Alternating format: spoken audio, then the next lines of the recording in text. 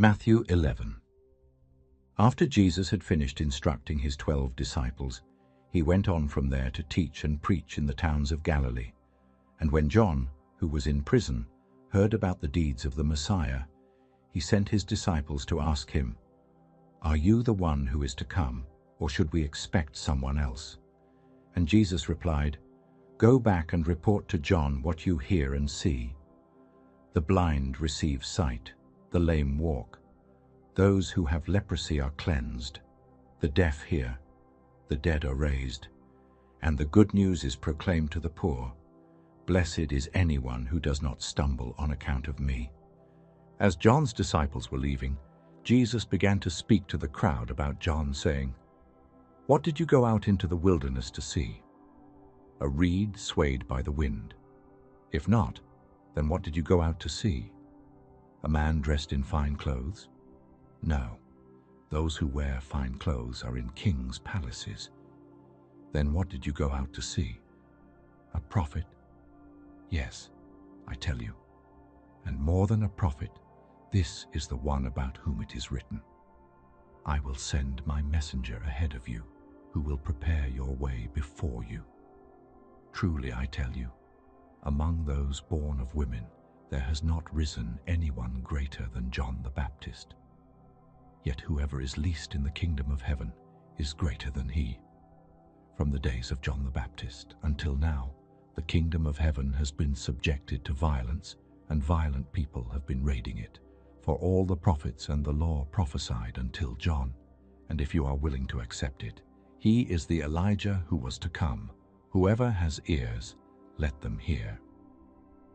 To what can I compare this generation? They are like children sitting in the marketplaces and calling out to others, "We played the pipe for you, and you did not dance. We sang a dirge, and you did not mourn." For John came neither eating nor drinking, and they say, "He has a demon." The Son of Man came eating and drinking, and they say, "Here is a glutton and a drunkard, a friend of tax collectors and sinners." But wisdom is proved right by her deeds.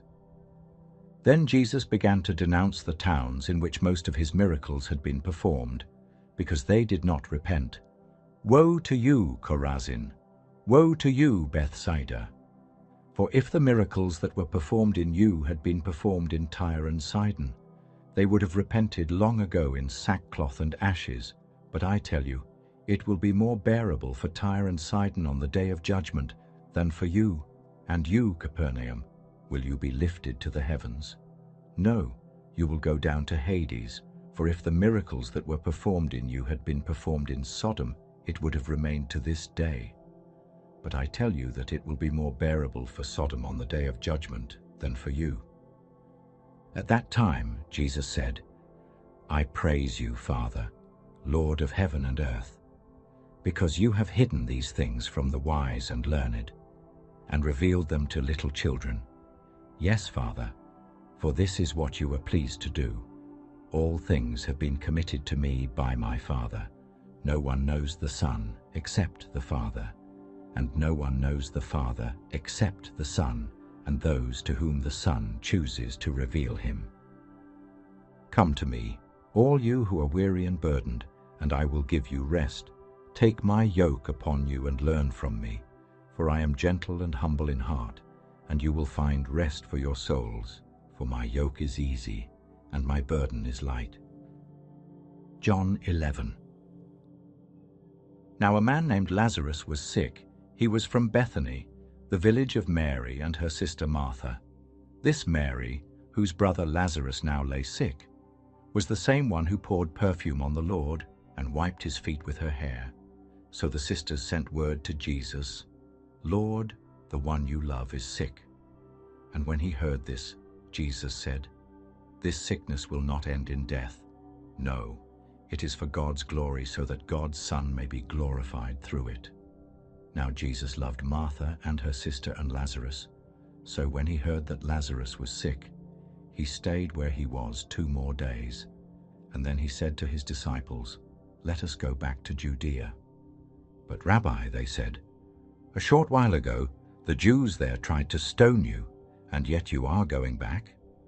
And Jesus answered, "Are there not 12 hours of daylight? Anyone who walks in the daytime will not stumble. For they see by this world's light. It is when a person walks at night that they stumble, for they have no light." And after he had said this, he went on to tell them, "Our friend Lazarus has fallen asleep, but I am going there to wake him up."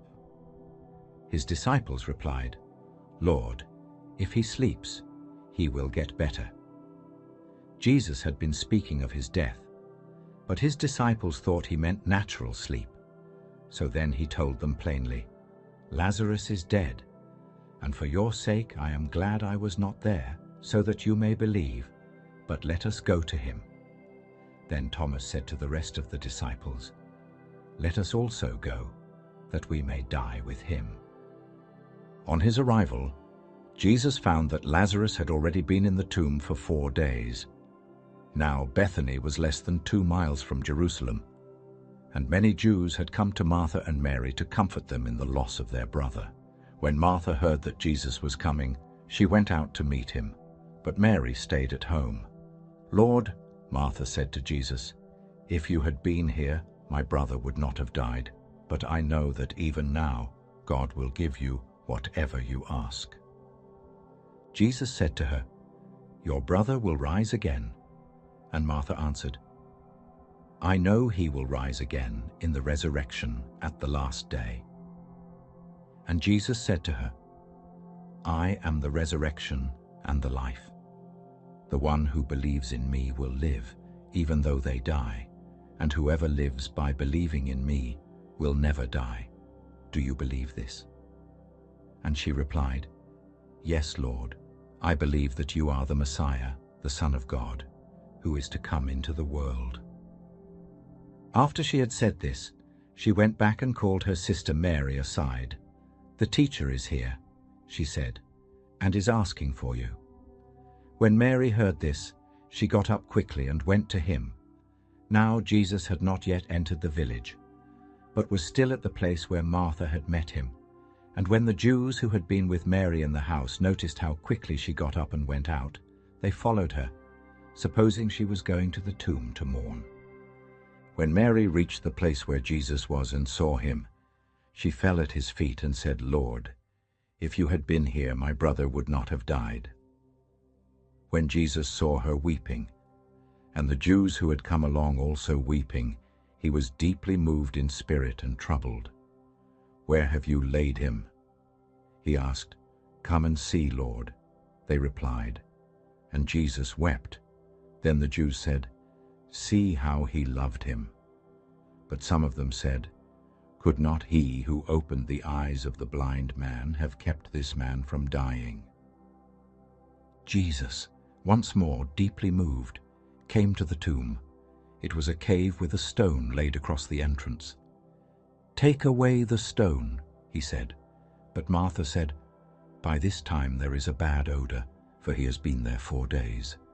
And Jesus said, "Did I not tell you that if you believe, you will see the glory of God?" So they took away the stone, and Jesus looked up and said, "Father, I thank you that you have heard me. I knew that you always hear me, but I said this for the benefit of the people standing here, that they may believe that you sent me." And when he had said this, Jesus called in a loud voice, "Lazarus, come out." The dead man came out, his hands and feet wrapped with strips of linen, and a cloth around his face.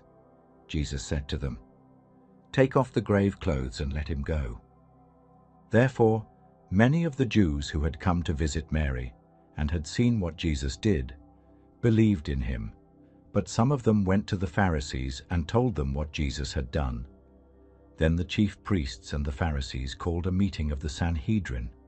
"What are we accomplishing?" they asked. "Here is this man performing many signs. If we let him go on like this, everyone will believe in him, and then the Romans will come and take away both our temple and our nation."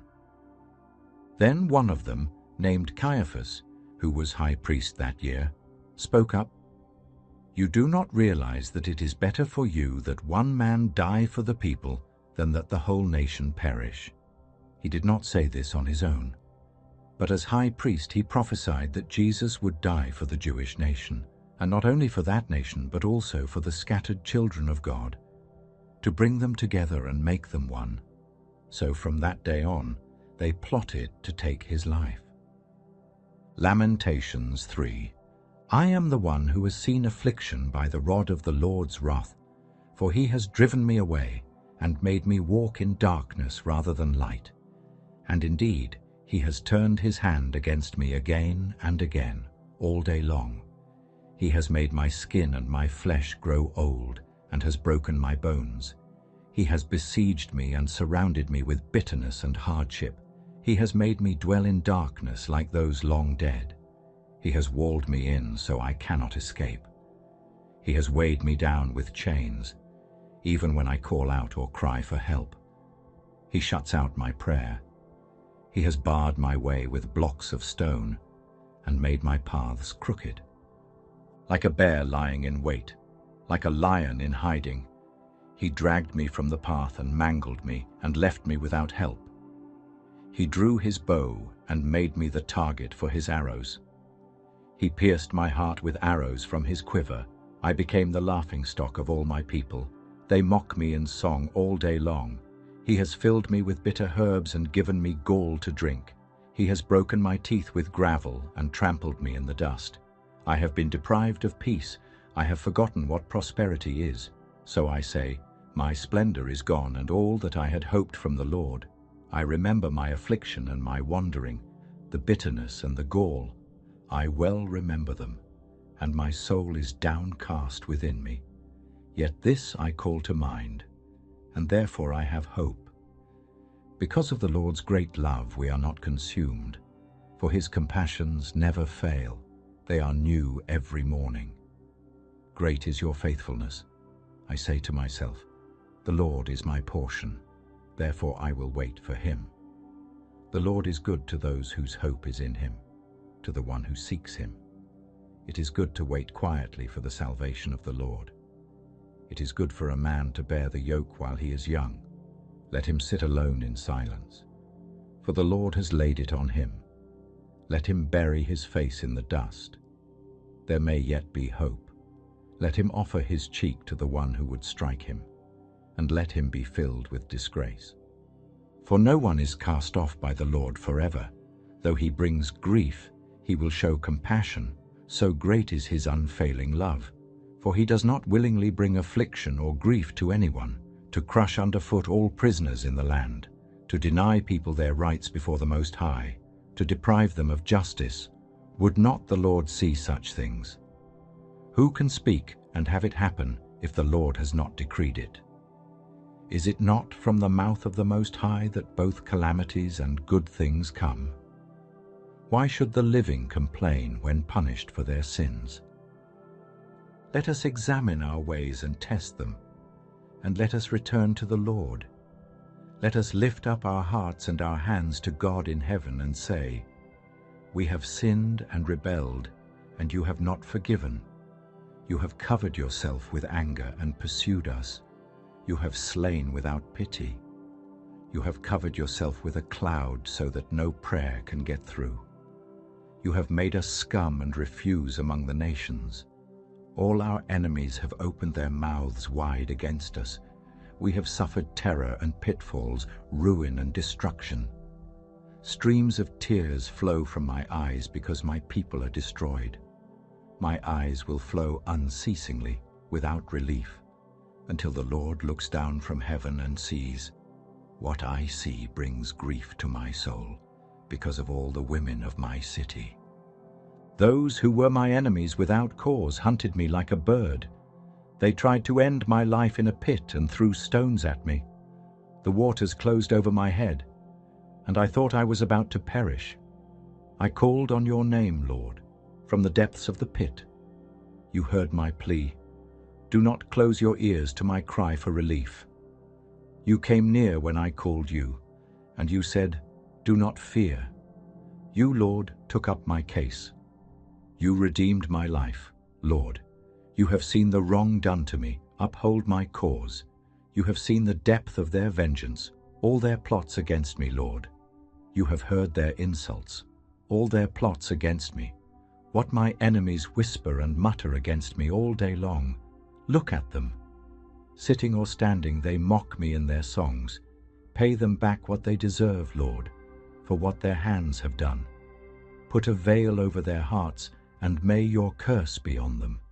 Pursue them in anger, and destroy them from under the heavens of the Lord. Matthew 5.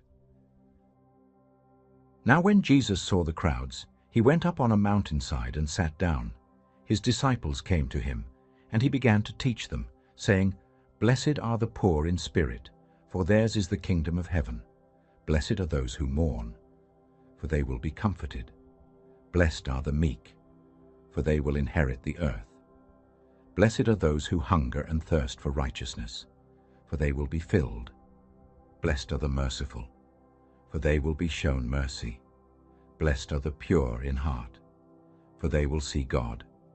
Blessed are the peacemakers, for they will be called children of God. Blessed are those who are persecuted because of righteousness, for theirs is the kingdom of heaven. Blessed are you when people insult you, persecute you, and falsely say all kinds of evil against you because of me. Rejoice and be glad, because great is your reward in heaven. For in the same way they persecuted the prophets who were before you.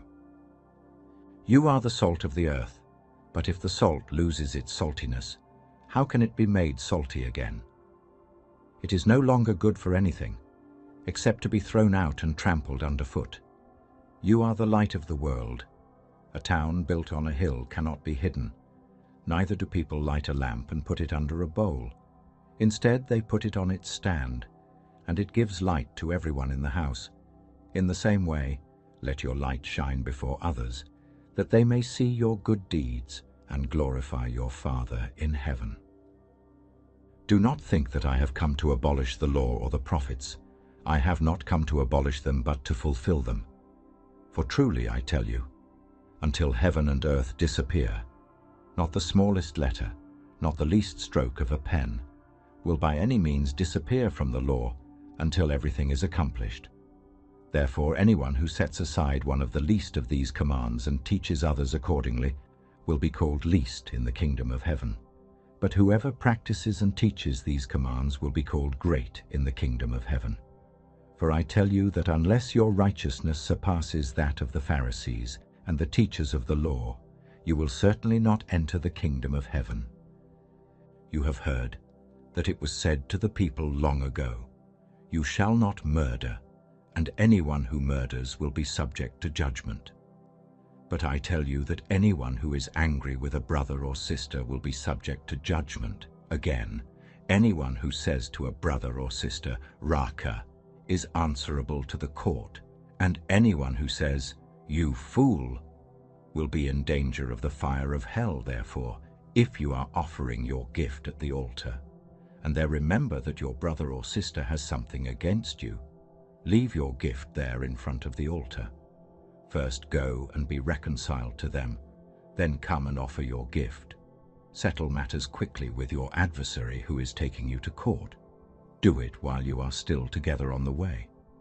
Or your adversary may hand you over to the judge, and the judge may hand you over to the officer, and you may be thrown into prison. Truly I tell you, you will not get out until you have paid the last penny. You have heard that it was said, You shall not commit adultery. But I tell you that anyone who looks at a woman lustfully has already committed adultery with her in his heart. If your right eye causes you to stumble, gouge it out and throw it away. It is better for you to lose one part of your body than for your whole body to be thrown into hell. And if your right hand causes you to stumble, cut it off and throw it away. It is better for you to lose one part of your body than for your whole body to go into hell. It has been said, Anyone who divorces his wife must give her a certificate of divorce. But I tell you that anyone who divorces his wife, except for sexual immorality, makes her the victim of adultery, and anyone who marries a divorced woman commits adultery. Again, you have heard that it was said to the people long ago, Do not break your oath, but fulfill to the Lord the vows you have made. But I tell you, do not swear an oath at all, either by heaven, for it is God's throne, or by the earth, for it is his footstool, or by Jerusalem, for it is the city of the great King, and do not swear by your head, for you cannot make even one hair white or black. All you need to say is simply yes or no. Anything beyond this comes from the evil one. You have heard that it was said, eye for eye, and tooth for tooth. But I tell you, do not resist an evil person. If anyone slaps you on the right cheek, turn to them the other cheek also. And if anyone wants to sue you and take your shirt, hand over your coat as well. If anyone forces you to go 1 mile, go with them 2 miles. Give to the one who asks you, and do not turn away from the one who wants to borrow from you. You have heard that it was said, love your neighbor and hate your enemy. But I tell you, love your enemies and pray for those who persecute you, that you may be children of your Father in heaven. He causes his sun to rise on the evil and the good, and sends rain on the righteous and the unrighteous. If you love those who love you, what reward will you get? Are not even the tax collectors doing that? And if you greet only your own people, what are you doing more than others? Do not even pagans do that? Be perfect, therefore, as your heavenly Father is perfect.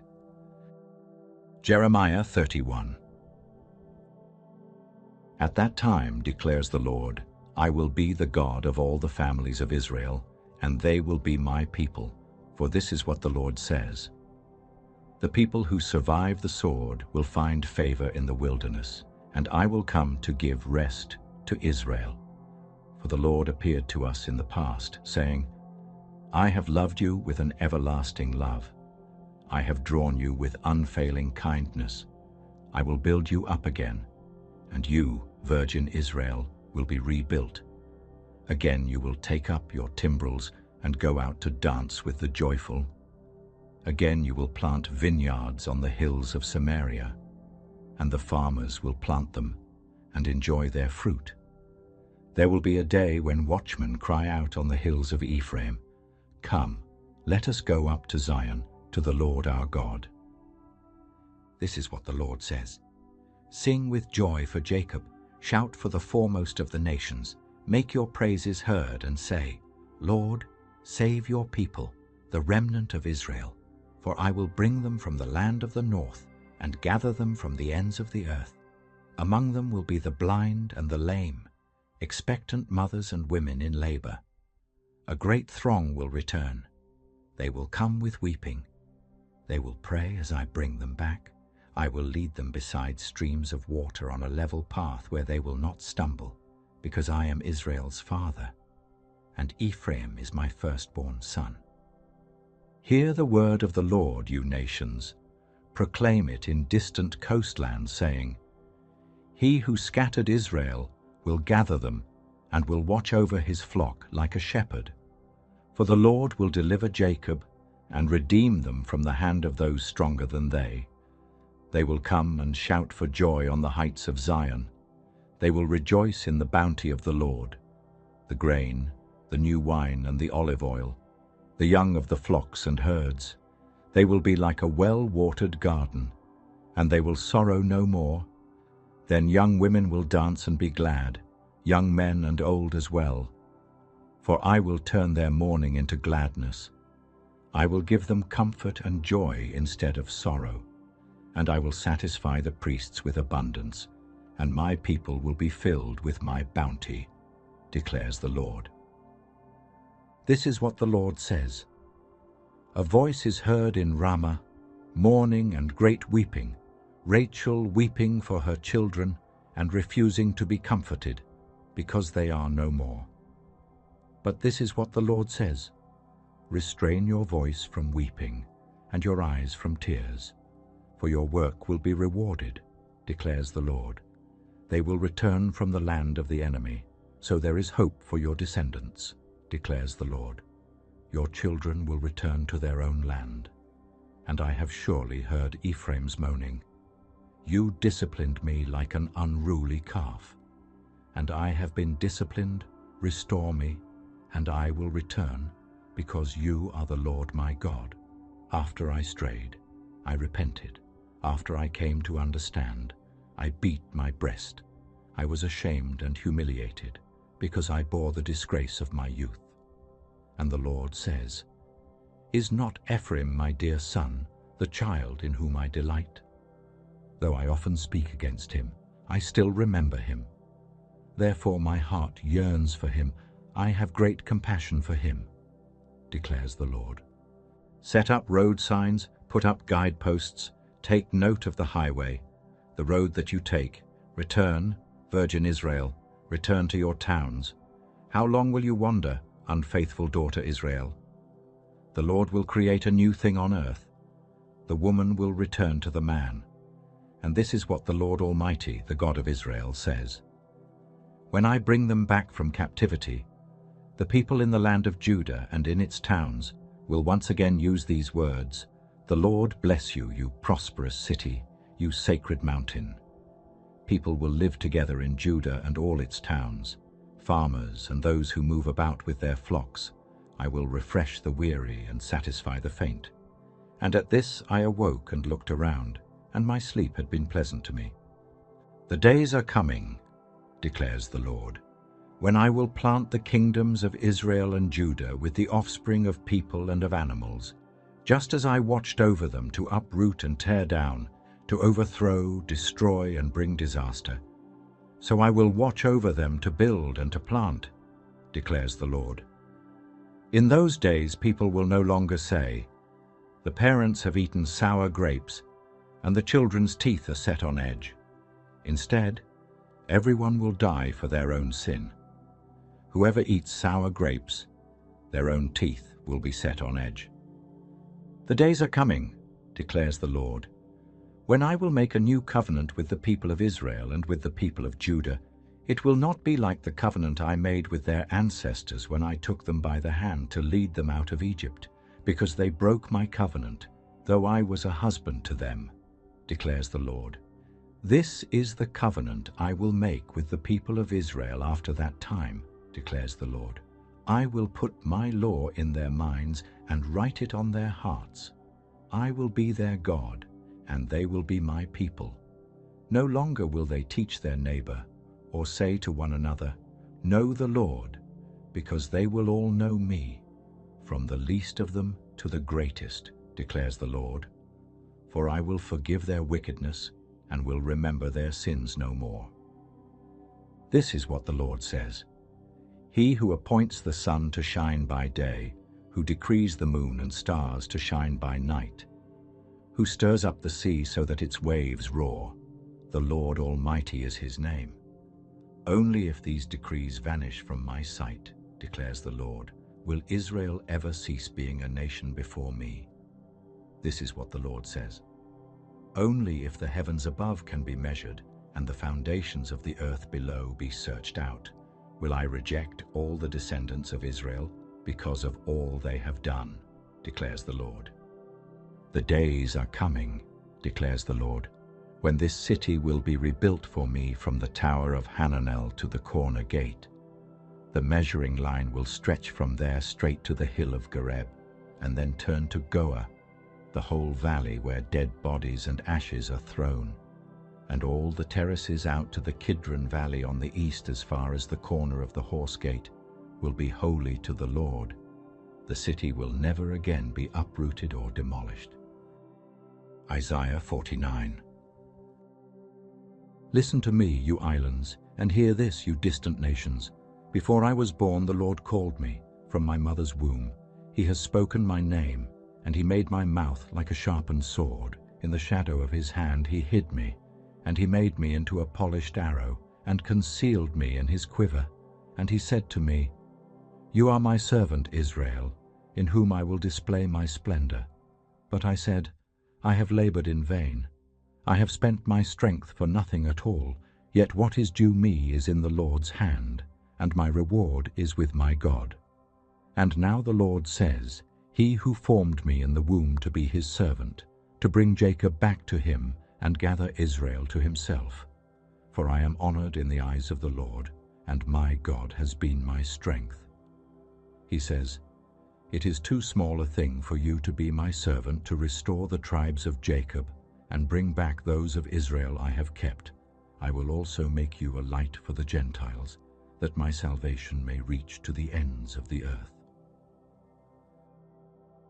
This is what the Lord says, the Redeemer and Holy One of Israel, to him who was despised and abhorred by the nation, to the servant of rulers.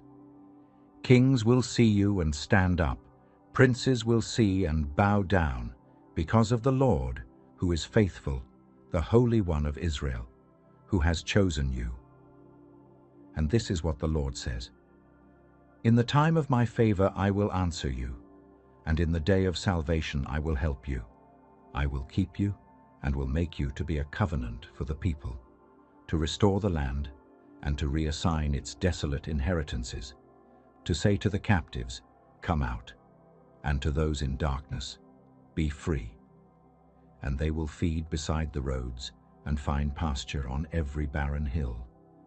And they will neither hunger nor thirst, nor will the desert heat or the sun beat down on them, because he who has compassion on them will guide them and lead them beside springs of water. I will turn all my mountains into roads, and my highways will be raised up, and see, they will come from afar, some from the north, some from the west, and some from the region of Aswan, and shout for joy.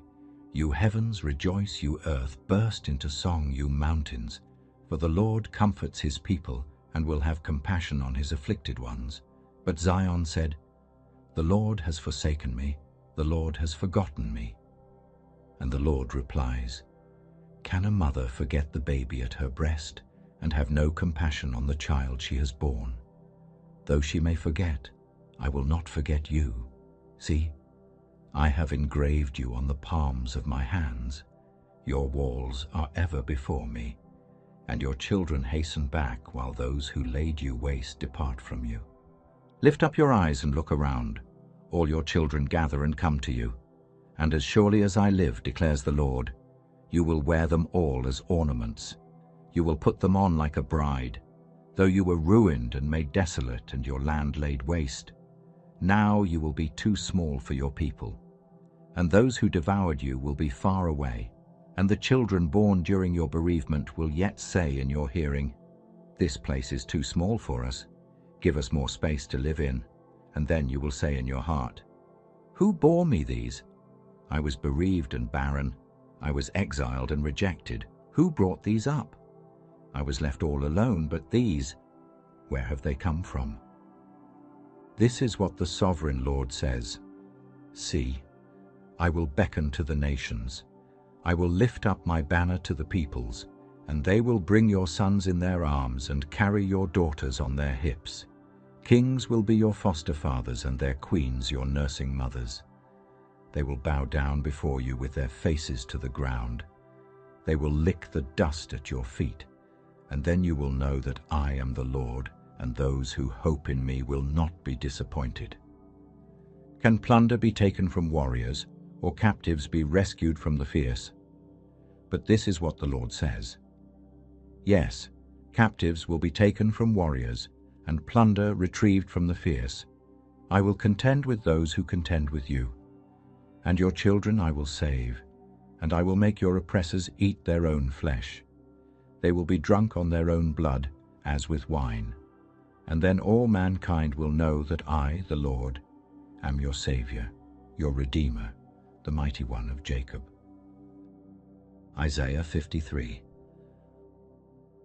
Who has believed our message, and to whom has the arm of the Lord been revealed? For he grew up before him like a tender shoot, and like a root out of dry ground. He had no beauty or majesty to attract us to him, nothing in his appearance that we should desire him, for he was despised and rejected by mankind, a man of suffering and familiar with pain, like one from whom people hide their faces. He was despised, and we held him in low esteem. Surely he took up our pain and bore our suffering, Yet we considered him punished by God, stricken by him and afflicted. But he was pierced for our transgressions, he was crushed for our iniquities. The punishment that brought us peace was on him, and by his wounds we are healed. For we all, like sheep, have gone astray. Each of us has turned to our own way, and the Lord has laid on him the iniquity of us all. He was oppressed and afflicted, yet he did not open his mouth. He was led like a lamb to the slaughter, and as a sheep before its shearers is silent, so he did not open his mouth. By oppression and judgment he was taken away. Yet who of his generation protested? For he was cut off from the land of the living. For the transgression of my people he was punished. He was assigned a grave with the wicked, and with the rich in his death, though he had done no violence, nor was any deceit in his mouth. Yet it was the Lord's will to crush him and cause him to suffer. And though the Lord makes his life an offering for sin, he will see his offspring and prolong his days, and the will of the Lord will prosper in his hand. For after he has suffered, he will see the light of life and be satisfied, and by his knowledge my righteous servant will justify many, and he will bear their iniquities. Therefore I will give him a portion among the great, and he will divide the spoils with the strong, because he poured out his life unto death, and was numbered with the transgressors. For he bore the sin of many, and made intercession for the transgressors. Jeremiah 1. The words of Jeremiah, son of Hilkiah, one of the priests at Anathoth in the territory of Benjamin, to whom the word of the Lord came in the 13th year of the reign of Josiah, son of Amon, king of Judah, and it came during the reign of Jehoiakim, son of Josiah, king of Judah, and also during the reign of Zedekiah, son of Josiah, king of Judah, down to the exile of Jerusalem in the 5th month. The word of the Lord came to me, saying, Before I formed you in the womb I knew you. Before you were born I set you apart. I appointed you as a prophet to the nations. But I said, Alas, sovereign Lord, I do not know how to speak. I am too young. And the Lord said to me, Do not say, I am too young, for you must go to everyone I send you to, and say whatever I command you.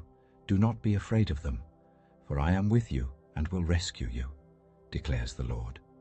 Then the Lord reached out his hand and touched my mouth and said to me, I have put my words in your mouth, see.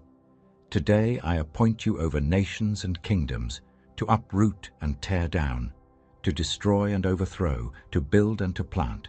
And the word of the Lord came to me. What do you see, Jeremiah? And I said, I see the branch of an almond tree. And the Lord said to me, You have seen correctly, for I am watching to see that my word is fulfilled. The word of the Lord came to me again. What do you see? And I said, I see a pot that is boiling, tilting toward us from the north. And the Lord said to me, From the north disaster will be poured out on all who live in the land. For I am about to summon all the peoples of the northern kingdoms, declares the Lord. And their kings will come and set up their thrones in the entrance of the gates of Jerusalem. They will come against all her surrounding walls, and against all the towns of Judah. And I will pronounce my judgments on my people because of their wickedness in forsaking me, in burning incense to other gods, and in worshipping what their hands have made. Get yourself ready, he said. Stand up and say to them whatever I command you. Do not be terrified by them, or I will terrify you before them. Today I have made you a fortified city, an iron pillar and a bronze wall to stand against the whole land, against the kings of Judah, its officials, its priests, and the people of the land.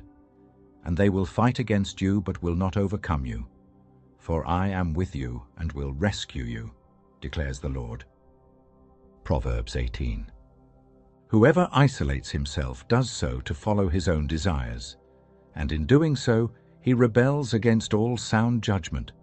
For a fool takes no pleasure in understanding, but only delights in airing his own opinions, and when wickedness comes, contempt comes with it, and along with shame comes disgrace that stains the soul. But the words of the mouth are deep waters, and the fountain of wisdom is a rushing stream that gives life to those who drink from it. It is not good to be partial to the wicked, or to deprive the innocent of justice, for the lips of fools bring them strife, and their mouths invite a beating, while their tongues speak destruction, and their words are like deadly arrows, piercing their own lives with every careless phrase, and the words of a gossip are like delicious morsels that go down into the inmost parts of a person, seeding discord and distrust wherever they land. One who is slack in their work is a brother to one who destroys, and the name of the Lord is a fortified tower, into which the righteous run and are safe. Yet the wealth of the rich is their fortified city, and they imagine it as a wall too high to scale, not realizing that before destruction the heart of a man is proud, but humility comes before honor, and answering before listening is both folly and shame. The human spirit can endure in times of sickness, but a crushed spirit, who can bear it? The heart of the discerning acquires knowledge, and the ears of the wise seek it out with diligence, while a gift opens the way for the giver and ushers them into the presence of the great. Yet the first to present their case seems right until another comes and examines them, exposing the matter through reason and discernment. Casting lots puts disputes to rest and keeps strong opponents apart, but a brother wronged is more unyielding than a fortified city, and disputes are like the barred gates of a citadel, for from the fruit of their mouth a person's stomach is filled, and with the harvest of their lips they are satisfied, because the tongue holds the power of life and death, and those who love it will eat its fruit, whether bitter or sweet. He who finds a wife finds what is good and receives favor from the Lord, while the poor plead for mercy and the rich answer harshly. Yet a person of many companions may come to ruin. But there is a friend who sticks closer than a brother, proving that loyalty and love are not always found where numbers abound, but often where hearts are true. Isaiah 40. Comfort, comfort, my people, says your God. Speak tenderly to Jerusalem, and proclaim that her hard service has been completed, that her sin has been paid for, and that she has received from the Lord's hand double for all her sins. For a voice cries out in the wilderness to prepare the way for the Lord, to make straight in the desert a highway for our God. For every valley shall be raised up, and every mountain and hill made low. The rough ground shall become level, and the rugged places a plain, and the glory of the Lord will be revealed, and all people together will see it, for the mouth of the Lord has spoken. A voice says, "Cry out." And I said, "What shall I cry?" That all people are like grass, and all their faithfulness is like the flowers of the field. The grass withers, and the flowers fall, because the breath of the Lord blows on them. And surely the people are grass, and though the grass withers and the flowers fall, the word of our God endures forever. So you who bring good news to Zion, go up on a high mountain and lift up your voice with a shout. You who bring good news to Jerusalem, lift it up and do not be afraid. And say to the towns of Judah, "Here is your God." See, the sovereign Lord comes with power and rules with a mighty arm. His reward is with him, and his recompense accompanies him. For he tends his flock like a shepherd, and gathers the lambs in his arms, carrying them close to his heart, and gently leading those that have young. And who has measured the waters in the hollow of his hand, or with the breadth of his hand marked off the heavens, who has held the dust of the earth in a basket, or weighed the mountains on the scales and the hills in a balance. Who can fathom the Spirit of the Lord, or instruct the Lord as his counselor? For whom did the Lord consult to enlighten him? And who taught him the right way, or showed him the path of understanding? Since surely the nations are like a drop in a bucket, and are regarded as dust on the scales. And he weighs the islands as though they were fine dust. For Lebanon is not sufficient for altar fires, nor its animals enough for burnt offerings. And before him all nations are as nothing. regarded by him as worthless and less than nothing. With whom then will you compare God? And to what image will you liken him? For as an idol cast by a craftsman, covered with gold by a goldsmith, and adorned with silver chains. It is no match, for those too poor to present such offerings select wood that will not rot, and they look for a skilled worker to set up an idol that will not topple. But do you not know? Have you not heard? Has it not been told you from the beginning? Have you not understood since the earth was founded, that he sits enthroned above the circle of the earth, and its people are like grasshoppers?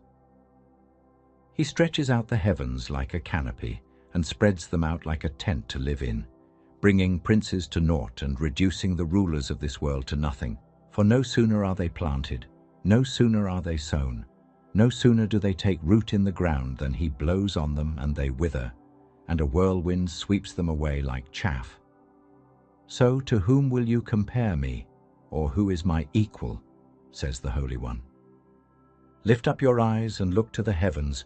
Who created all these? He who brings out the starry host one by one and calls forth each of them by name.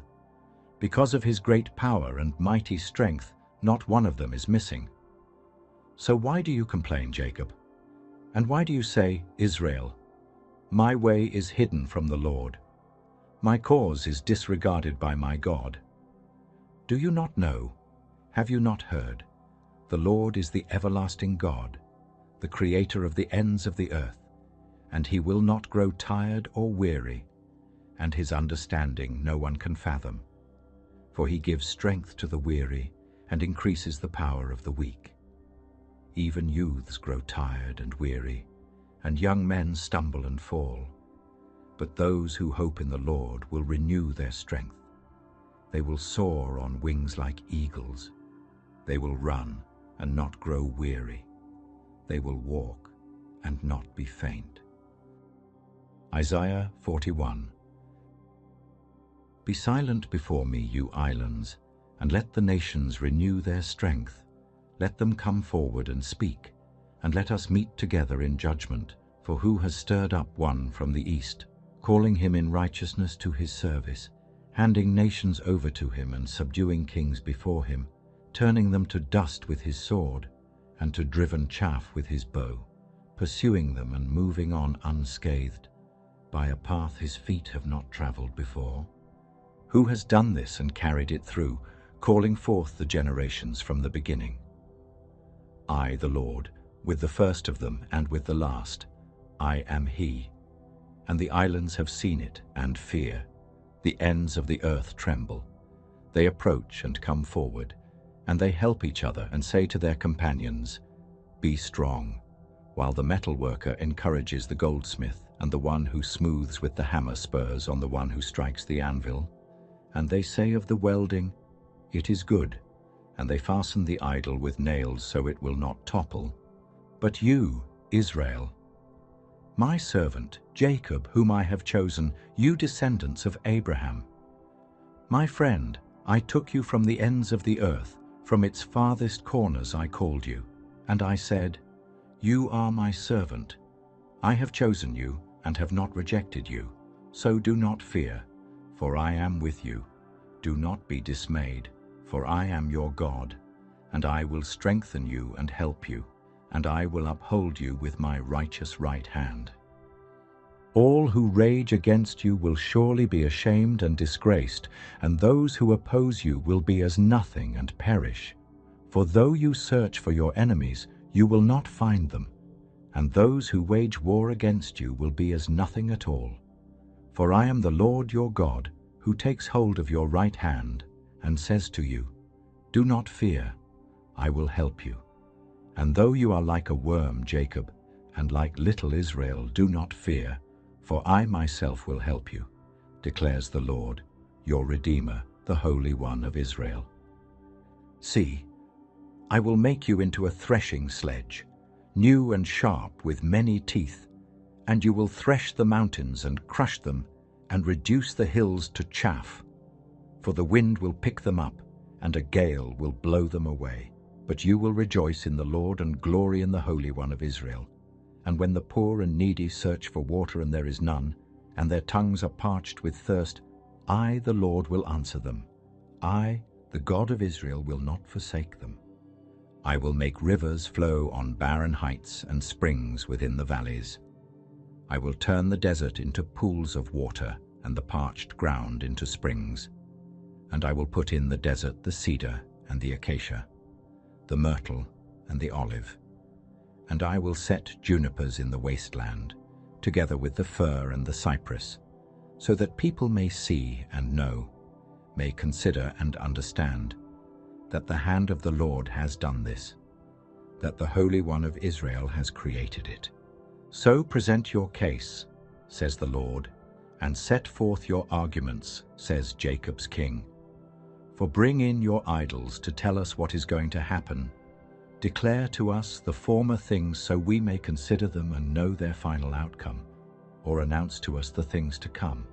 For tell us what the future holds, so we may know you are gods. Do something, whether good or bad, so that we will be dismayed and filled with fear. But you are less than nothing, and your works are utterly worthless, and whoever chooses you is detestable. I have stirred up one from the north, and he comes, one from the rising sun who calls on my name, and he treads on rulers as if they were mortar, as if he were a potter treading the clay, and who told of this from the beginning, so we could know, or beforehand, so we could say, he was right. No one told of this, no one foretold it, no one heard any words from you. But I was the first to tell Zion, look, here they are. And I gave to Jerusalem a messenger of good news. I look, but there is no one among the gods to give counsel, no one to give answer when I ask them. See, they are all false. Their deeds amount to nothing. Their images are but wind and confusion. Job 19. Then Job, with a heart burdened by sorrow and wearied by the weight of unrelenting accusations, lifted his voice and asked how long his friends would continue to torment him and crush him with words that pierced like swords, reminding them that 10 times now they had reproached him, offering no compassion, but instead mocking his downfall.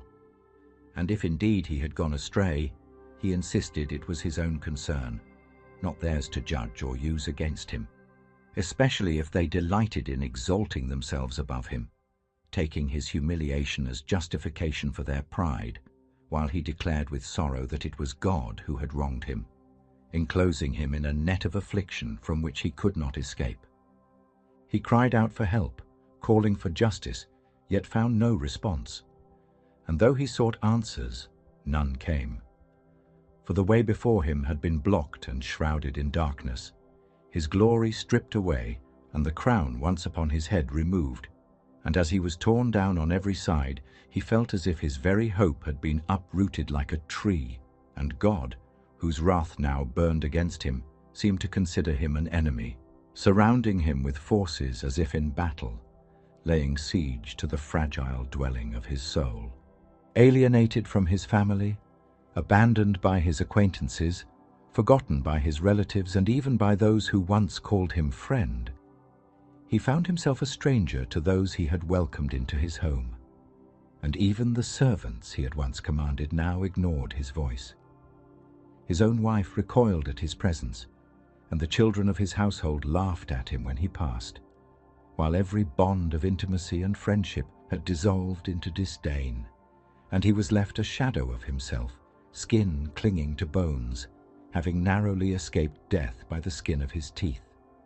He pleaded for pity from his friends, asking why they pursued him as God did, and wondered if their desire to see him ruined would ever be satisfied, wishing that his words were written and inscribed forever in stone, because despite his suffering, he declared with unwavering certainty that his Redeemer lives, and that in the end, that Redeemer would stand upon the earth, and though his body might be destroyed, Job proclaimed with deep yearning that in his flesh he would see God with his own eyes, he himself not another, and that this hope caused his heart to burn within him, warning his friends that if they continued to assume that his suffering was the result of guilt, they too should be afraid, for the sword of judgment could turn upon them, and then they would know that justice is real and that it belongs to the Lord. Job 38.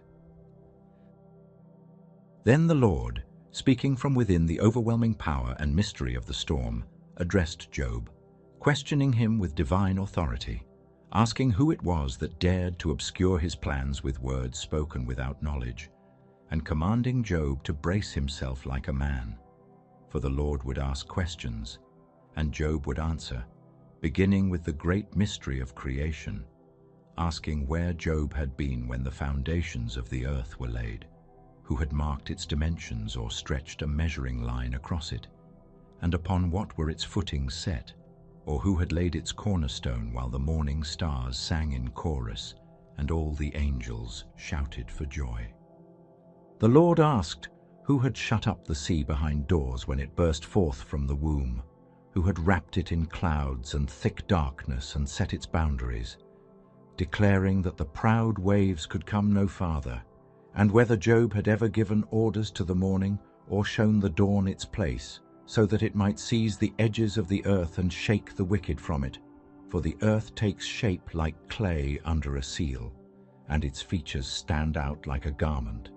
Yet the wicked are denied light, and their upraised arms broken. God inquired whether Job had journeyed to the springs of the sea, or walked in the deep places of the abyss, if the gates of death had been revealed to him, or if he had seen the gates of the deepest darkness, whether he had comprehended the vast expanses of the earth, and could explain the origin of light and darkness, asking if Job knew their dwelling places, or could guide them to their destinations, mockingly suggesting that Job must know, since he had lived so many years.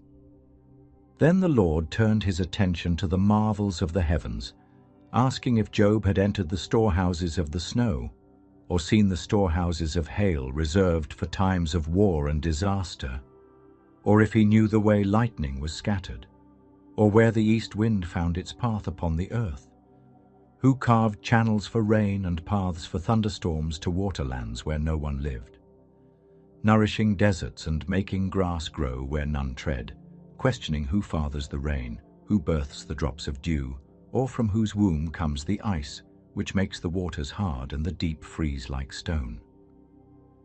God asked if Job could bind the chains of the Pleiades or loosen Orion's belt, if he could bring forth constellations in their seasons, or guide the bear with her cubs, if he understood the laws of the heavens, or could establish God's dominion over the earth, and whether he could raise his voice to the clouds and summon a flood of water, or send lightning bolts and have them report to him, questioning who had given wisdom to the ibis, or understanding to the rooster, who could count the clouds or tip over the water jars of heaven, especially when dust hardened and clods of earth clung together. Finally, he asked whether Job provided food for the lioness or satisfied the hunger of lions, whether he watched them lie in wait or crouch in dens, and who it was that provided food for the raven when its young cried out in desperation to God and wandered in hunger, making it unmistakably clear that the wisdom, power, and purposes of the Lord far exceed anything man can grasp or control. Proverbs 3, long, flowing version, NIV. My son, do not let your heart forget my teaching, but treasure my commands deep within, for they will add to your life many years and bring you peace and prosperity that flows like a quiet river through the days of your life. And let love and faithfulness never leave you, but bind them around your neck and write them upon the tablet of your heart, so that you will find favor and a good reputation in the sight of both God and man. Trust in the Lord with all your heart and resist the urge to lean on your own understanding, but in all your ways submit to him and acknowledge his presence, and he will straighten and direct your paths with divine wisdom and care. Do not be wise in your own eyes, but fear the Lord and turn away from evil, and this reverence will bring health to your body and nourishment to your bones. And when you honor the Lord with your wealth, and with the first fruits of all your increase. Your barns will overflow with abundance, and your vats will brim with new wine. My son, do not despise the Lord's discipline, nor resent his rebuke, for the Lord disciplines those he loves, just as a father delights in correcting the son in whom he takes joy. And blessed is the one who finds wisdom and gains understanding.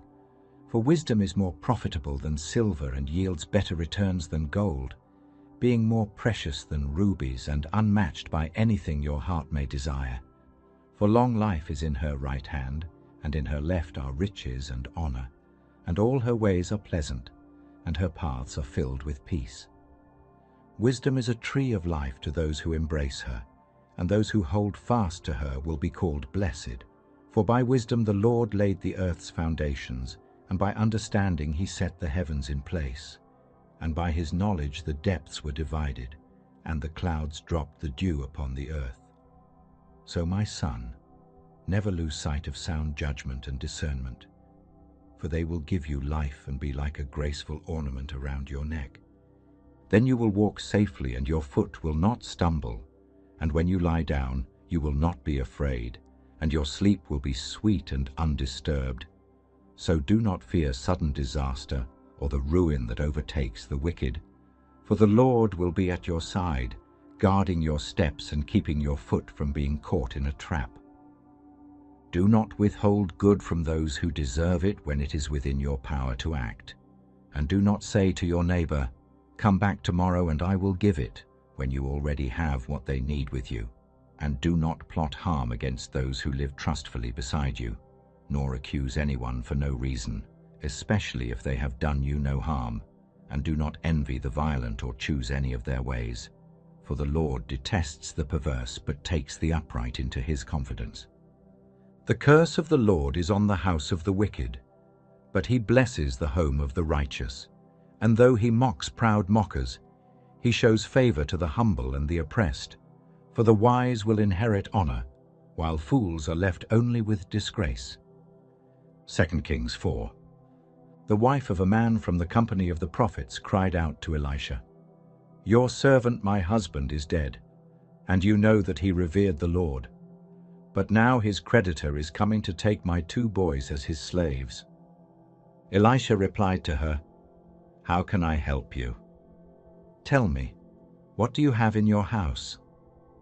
"Your servant has nothing there at all," she said, "except a small jar of olive oil."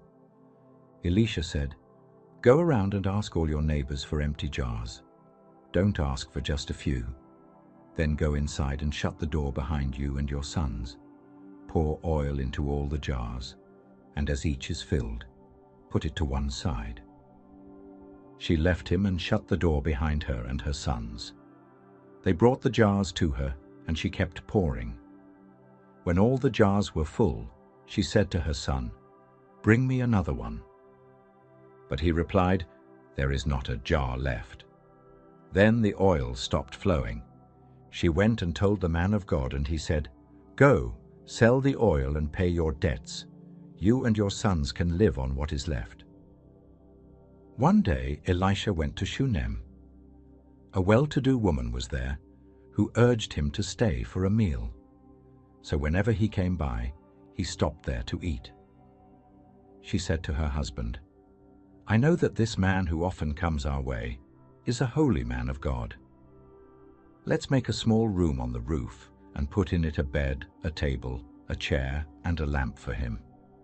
Then he can stay there whenever he comes to us." One day when Elisha came, he went up to his room and lay down there. He said to his servant Gehazi, "Call the Shunammite." So he called her, and she stood before him. Elisha said to him, "Tell her, you have gone to all this trouble for us. Now what can be done for you?"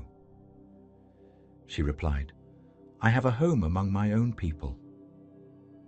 Elisha asked, "What can be done for her?" Gehazi said, "She has no son, and her husband is old." Then Elisha said, "Call her." So he called her, and she stood in the doorway.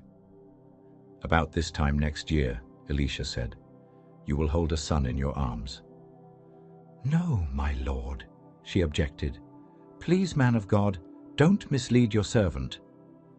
But the woman became pregnant, and the next year, about that same time, she gave birth to a son, just as Elisha had told her. The child grew, and one day he went out to his father, who was with the reapers. He said to his father, "My head, my head." His father told a servant, "Carry him to his mother." After the servant had lifted him up and carried him to his mother, the boy sat on her lap until noon, and then he died. She went up and laid him on the bed of the man of God, then shut the door and went out. She called her husband and said, "Please send me one of the servants and a donkey, so I can go to the man of God quickly and return." He asked, "Why go to him today? It's not the new moon or the Sabbath." "That's all right," she said. She saddled the donkey and said to her servant, "Lead on. Don't slow down for me unless I tell you." So she set out and came to the man of God at Mount Carmel. When he saw her in the distance, he said to Gehazi, "Look, there's the Shunammite. Run to meet her and ask, 'Are you all right? Is your husband all right? Is your child all right?'" "Everything is all right," she said. When she reached the man of God at the mountain, she took hold of his feet. Gehazi came over to push her away, but the man of God said, "Leave her alone. She is in bitter distress, but the Lord has hidden it from me and has not told me why." "Did I ask you for a son, my lord?" she said. "Didn't I tell you, 'Don't raise my hopes'?" Elisha said to Gehazi, "Tuck your cloak into your belt, take my staff in your hand and run. Don't greet anyone you meet, and if anyone greets you, do not answer. Lay my staff on the boy's face." But the child's mother said, "As surely as the Lord lives and as you live, I will not leave you." So he got up and followed her. Gehazi went on ahead and laid the staff on the boy's face, but there was no sound or response. So he went back to Elisha and told him, "The boy has not awakened." When Elisha reached the house, there was the boy lying dead on his couch. He went in, shut the door and prayed to the Lord. Then he got on the bed and lay on the boy, mouth to mouth, eyes to eyes, hands to hands. As he stretched himself out on him, the boy's body grew warm. Elisha turned away and walked back and forth in the room, and then got on the bed and stretched out on him once more. The boy sneezed 7 times and opened his eyes. Elisha called Gehazi and said, "Call the Shunammite." When she came, he said, "Take your son." She came in, fell at his feet and bowed to the ground. Then she took her son and went out. Elisha returned to Gilgal, and there was a famine in that region. While the company of the prophets was meeting with him, he said to his servant, "Put on the large pot and cook some stew for these men." One of them went out into the fields to gather herbs and found a wild vine. He gathered some of its gourds and sliced them into the pot, though no one knew what they were. The stew was poured out for the men, but as they began to eat it, they cried out, "Man of God, there is death in the pot," and they could not eat it. Elisha said, "Get some flour." He put it into the pot and said, "Serve it to the people to eat." And there was nothing harmful in the pot. A man came bringing 20 loaves of barley bread baked from the first ripe grain, along with some heads of new grain. Elisha said, "Give it to the people to eat." "How can I set this before 100 men?" his servant asked. But Elisha answered, "Give it to the people to eat.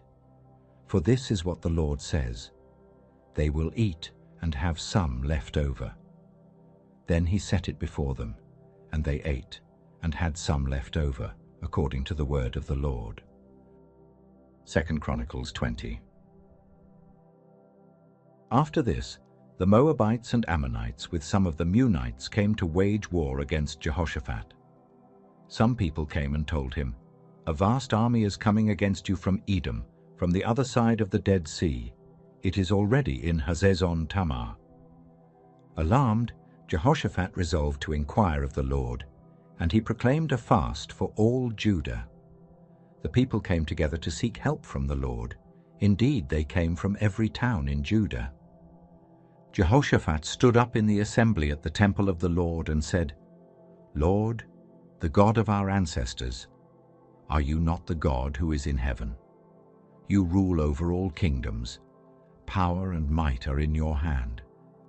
Did you not drive out the inhabitants of this land before your people and give it forever to the descendants of Abraham? They have lived in it and built a sanctuary in your name. They said, 'If calamity comes upon us, we will stand in your presence and cry out to you, and you will hear and save us.' But now men from Ammon, Moab, and Mount Seir are coming to drive us out. Our God, will you not judge them? We have no power to face this vast army. We do not know what to do, but our eyes are on you." All the men of Judah stood with their wives and children before the Lord.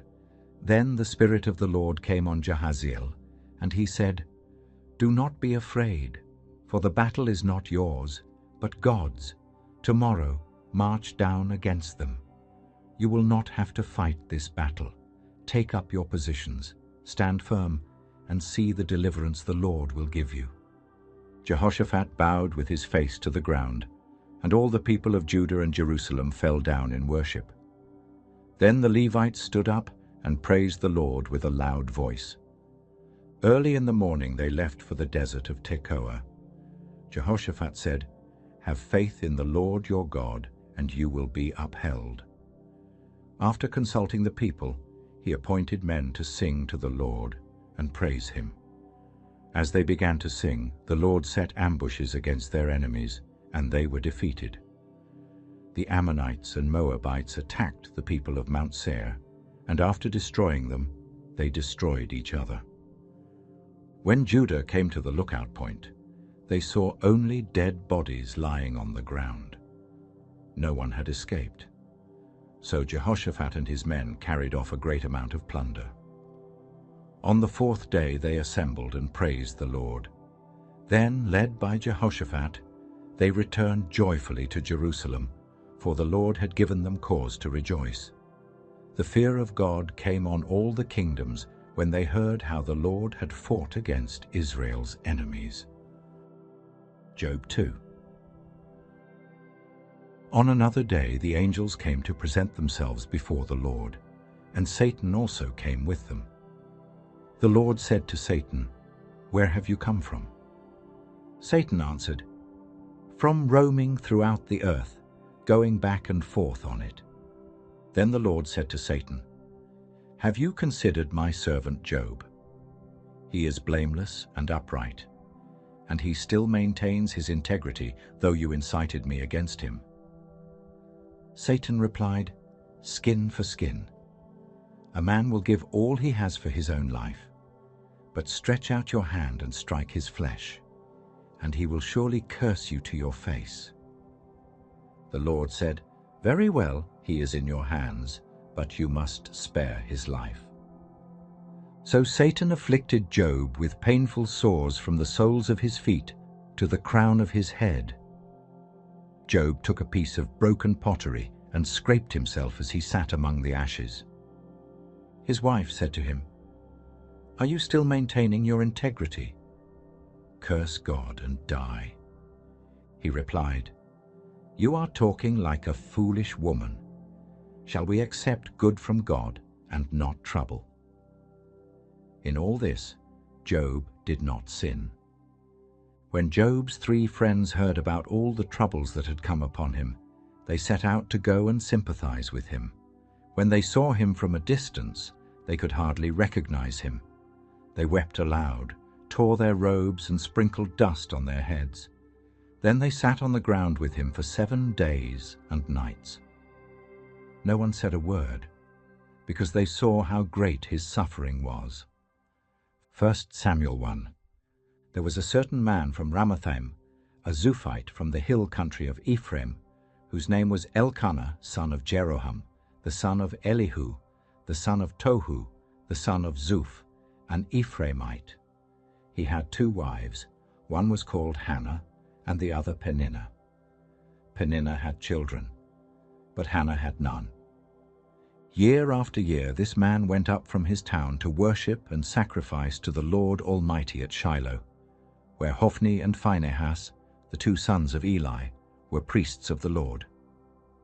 Whenever the day came for Elkanah to sacrifice, he would give portions of the meat to his wife Peninnah and to all her sons and daughters. But to Hannah he gave a double portion because he loved her, and the Lord had closed her womb. Because the Lord had closed Hannah's womb, her rival kept provoking her in order to irritate her. This went on year after year. Whenever Hannah went up to the house of the Lord, her rival provoked her till she wept and would not eat. Her husband Elkanah would say to her, "Hannah, why are you weeping? Why don't you eat? Why are you downhearted? Don't I mean more to you than 10 sons?" Once, when they had finished eating and drinking in Shiloh, Hannah stood up. Now Eli the priest was sitting on his chair by the doorpost of the Lord's house. In her deep anguish Hannah prayed to the Lord, weeping bitterly. And she made a vow, saying, "Lord Almighty, if you will only look on your servant's misery and remember me, and not forget your servant, but give her a son, then I will give him to the Lord for all the days of his life." As she kept on praying to the Lord, Eli observed her mouth. Hannah was praying in her heart, and her lips were moving, but her voice was not heard. Eli thought she was drunk and said to her, "How long are you going to stay drunk? Put away your wine." "Not so, my lord," Hannah replied. "I am a woman who is deeply troubled. I have not been drinking wine or beer. I was pouring out my soul to the Lord. Do not take your servant for a wicked woman. I have been praying here out of my great anguish and grief." Eli answered, "Go in peace, and may the God of Israel grant you what you have asked of him." She said, "May your servant find favor in your eyes." Then she went her way and ate something, and her face was no longer downcast. Early the next morning they arose and worshipped before the Lord, and then went back to their home at Ramah. Elkanah made love to his wife Hannah, and the Lord remembered her. So in the course of time, Hannah became pregnant and gave birth to a son. She named him Samuel, saying, "Because I asked the Lord for him." When her husband Elkanah went up with all his family to offer the annual sacrifice to the Lord and to fulfill his vow, Hannah did not go. She said to her husband, "After the boy is weaned, I will take him and present him before the Lord, and he will live there always." "Do what seems best to you," her husband Elkanah told her. "Stay here until you have weaned him. Only may the Lord make good his word." So the woman stayed at home and nursed her son until she had weaned him. After he was weaned, she took the boy with her, young as he was, along with a 3-year-old bull, an ephah of flour and a skin of wine, and brought him to the house of the Lord at Shiloh. When the bull had been sacrificed, they brought the boy to Eli, and she said to him, "Pardon me, my lord. As surely as you live, I am the woman who stood here beside you praying to the Lord. I prayed for this child, and the Lord has granted me what I asked of him. So now I give him to the Lord. For his whole life he will be given over to the Lord." And he worshipped the Lord there. 1 Samuel 30. David and his men reached Ziklag on the 3rd day. Now the Amalekites had raided the Negev and Ziklag. They had attacked Ziklag and burned it, and had taken captive the women and everyone else in it, both young and old. They killed none of them, but carried them off as they went on their way.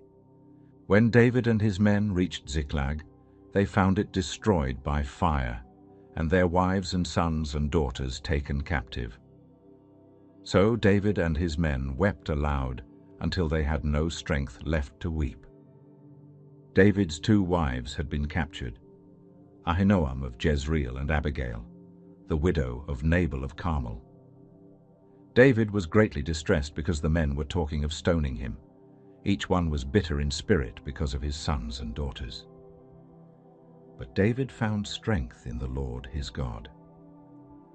Then David said to Abiathar the priest, the son of Ahimelech, "Bring me the ephod." Abiathar brought it to him, and David inquired of the Lord, "Shall I pursue this raiding party? Will I overtake them?" "Pursue them," he answered. "You will certainly overtake them and succeed in the rescue." David and the 600 men with him came to the Besor valley, where some stayed behind. 200 of them were too exhausted to cross the valley, but David and the other 400 continued the pursuit. They found an Egyptian in a field and brought him to David. They gave him water to drink and food to eat, part of a cake of pressed figs and 2 cakes of raisins. He ate and was revived, for he had not eaten any food or drunk any water for 3 days and 3 nights. David asked him, "Who do you belong to? Where do you come from?" He said, "I am an Egyptian, the slave of an Amalekite. My master abandoned me when I became ill 3 days ago. We raided the Negev and Ziklag and burned it." David asked him, "Can you lead me down to this raiding party?"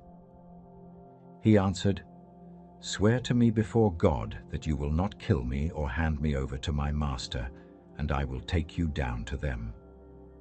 He led David down, and there they were scattered over the countryside, eating, drinking, and celebrating because of the great amount of plunder they had taken from the land of the Philistines and from Judah.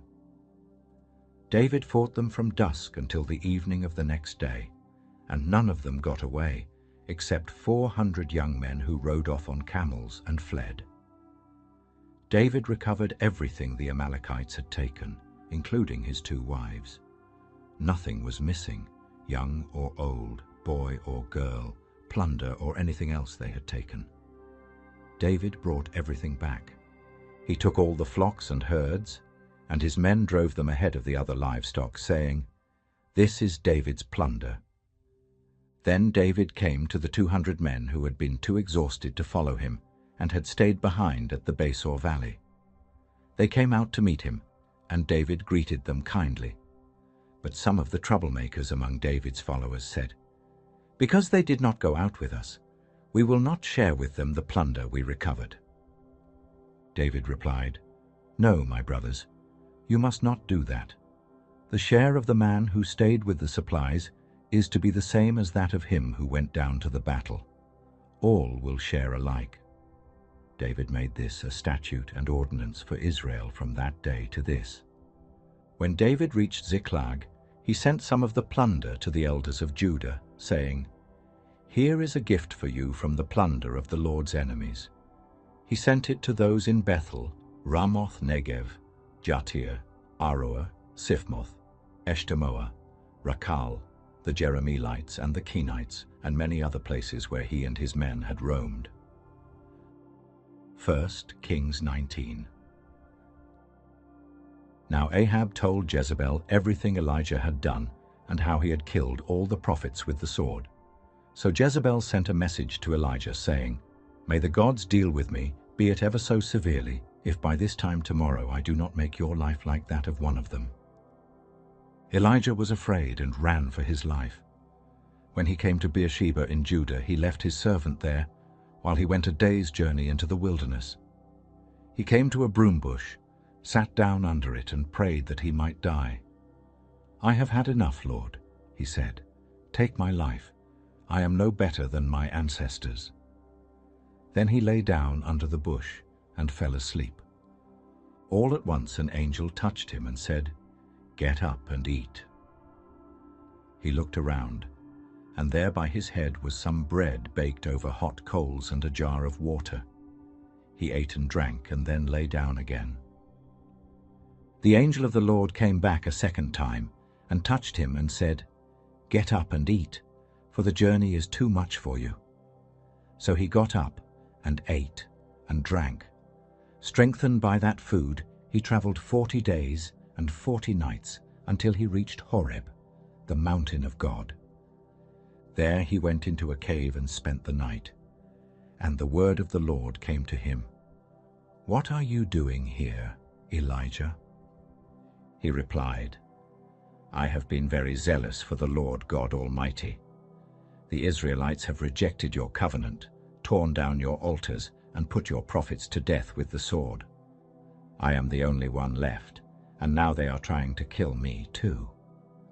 The Lord said, "Go out and stand on the mountain in the presence of the Lord, for the Lord is about to pass by." Then a great and powerful wind tore through the mountains and shattered the rocks. But the Lord was not in the wind. After the wind there was an earthquake, but the Lord was not in the earthquake. After the earthquake came a fire, but the Lord was not in the fire. And after the fire came a gentle whisper. When Elijah heard it, he pulled his cloak over his face and went out and stood at the mouth of the cave. Then a voice said to him, "What are you doing here, Elijah?" He replied again, "I have been very zealous for the Lord God Almighty. The Israelites have rejected your covenant and put your prophets to death. I am the only one left, and now they are trying to kill me too."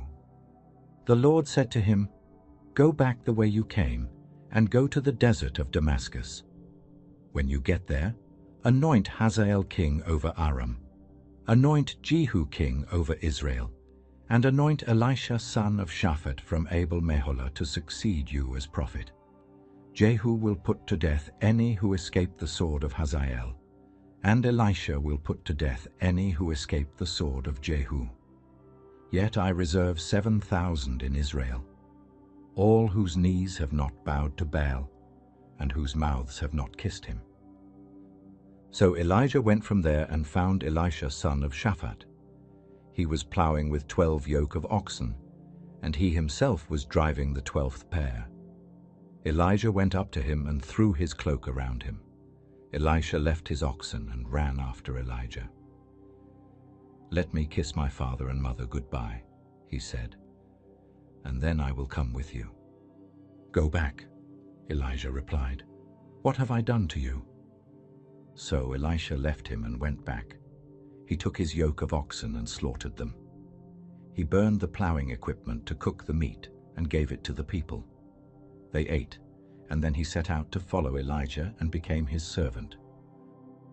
Joshua 1.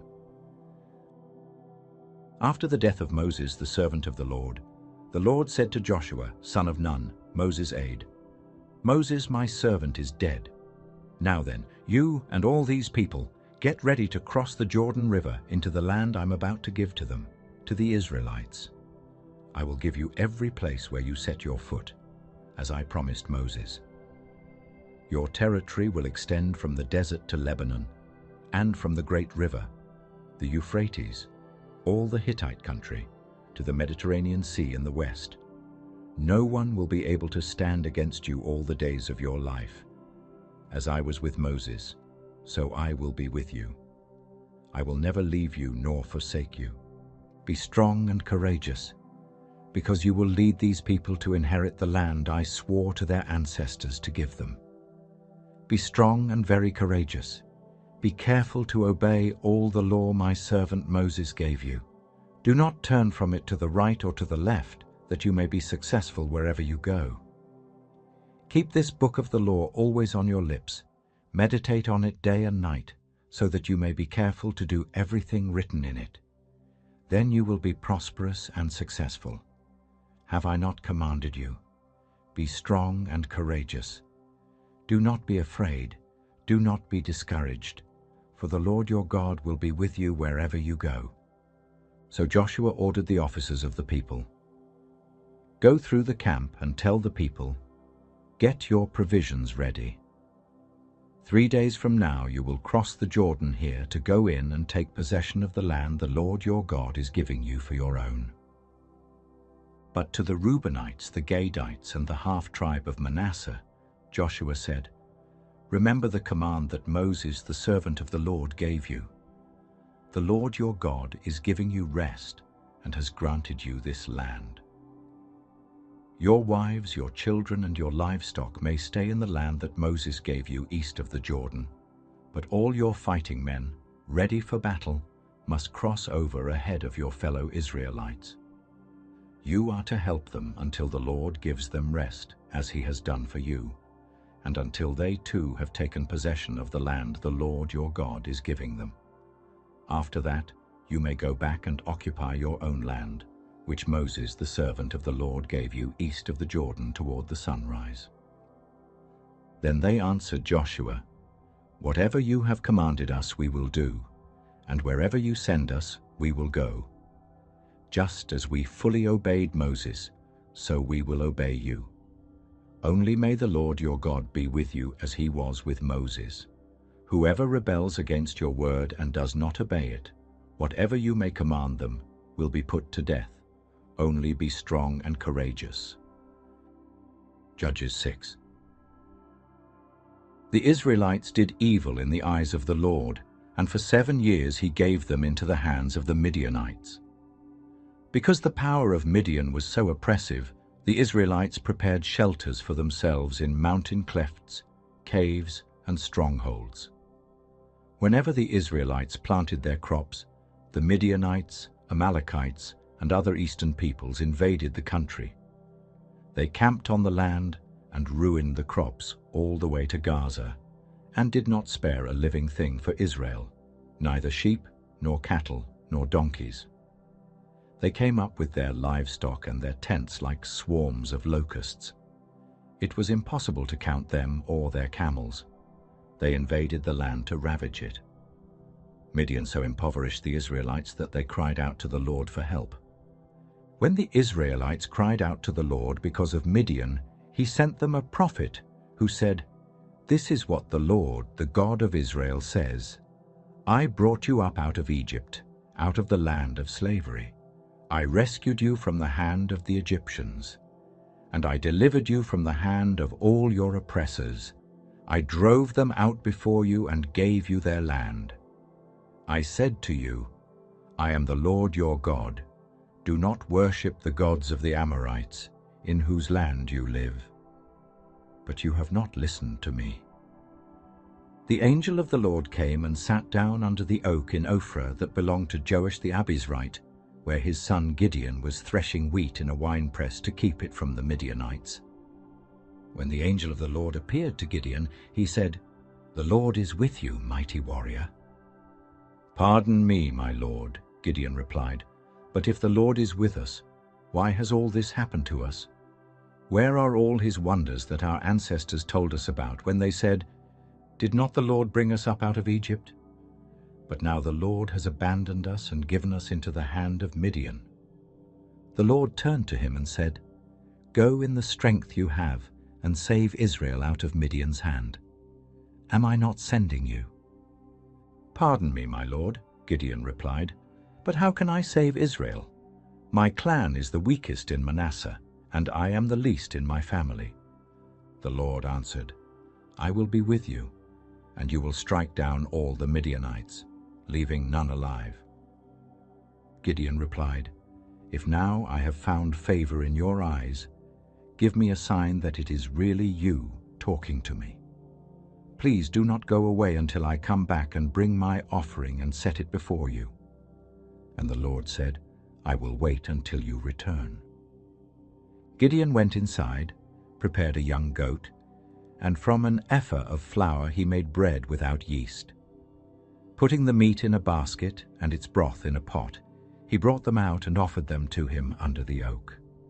The angel of God said to him, "Take the meat and the unleavened bread, place them on this rock, and pour out the broth." And Gideon did so.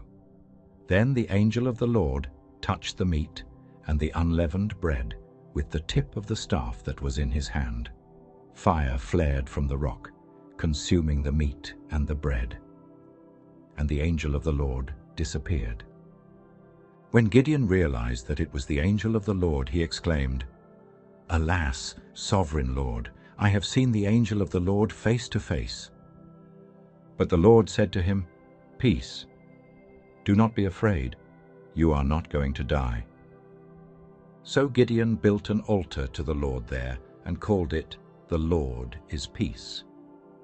To this day it stands in Ophrah of the Abiezrites.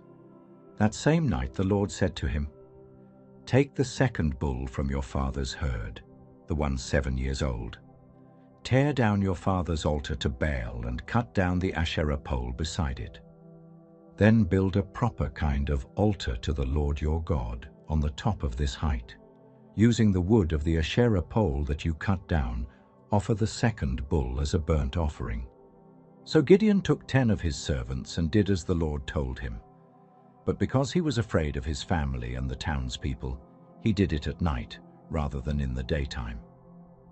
In the morning, when the people of the town got up, there was Baal's altar, demolished, with the Asherah pole beside it, cut down, and the second bull sacrificed on the newly built altar. They asked each other, "Who did this?" When they carefully investigated, they were told, "Gideon, son of Joash, did it." The people of the town demanded of Joash, "Bring out your son. He must die, because he has broken down Baal's altar and cut down the Asherah pole beside it." But Joash replied to the hostile crowd around him, "Are you going to plead Baal's cause? Are you trying to save him?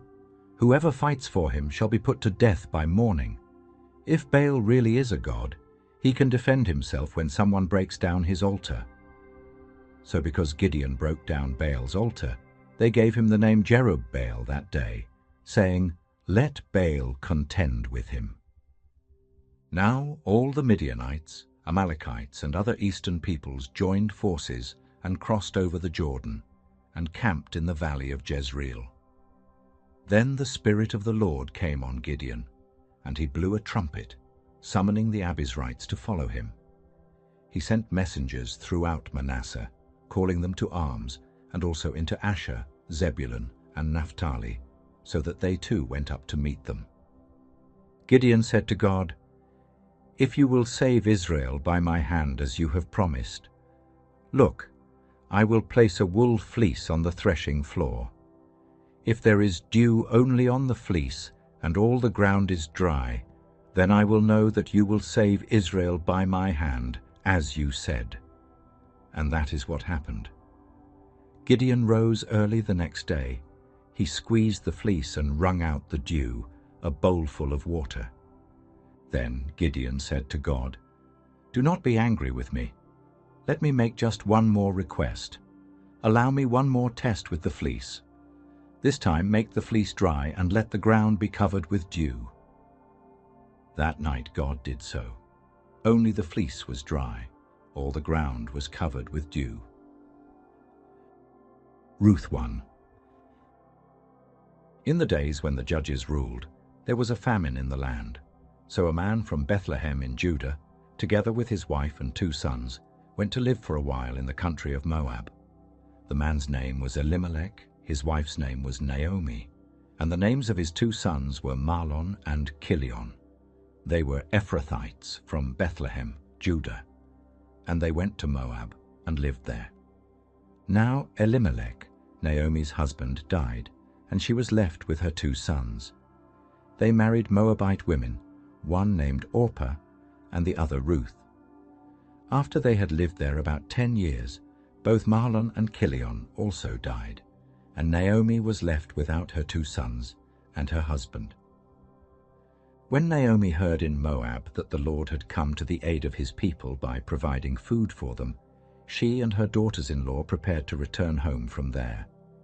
With her 2 daughters-in-law, she left the place where she had been living and set out on the road that would take them back to the land of Judah. Then Naomi said to her 2 daughters-in-law, "Go back, each of you, to your mother's home. May the Lord show you kindness, as you have shown kindness to your dead husbands and to me. May the Lord grant that each of you will find rest in the home of another husband." Then she kissed them goodbye, and they wept aloud and said to her, "We will go back with you to your people." But Naomi said, Return home, my daughters.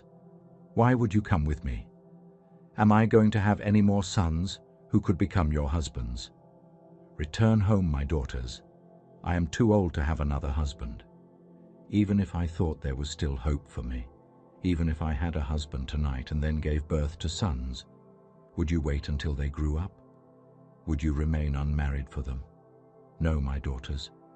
It is more bitter for me than for you, because the Lord's hand has turned against me.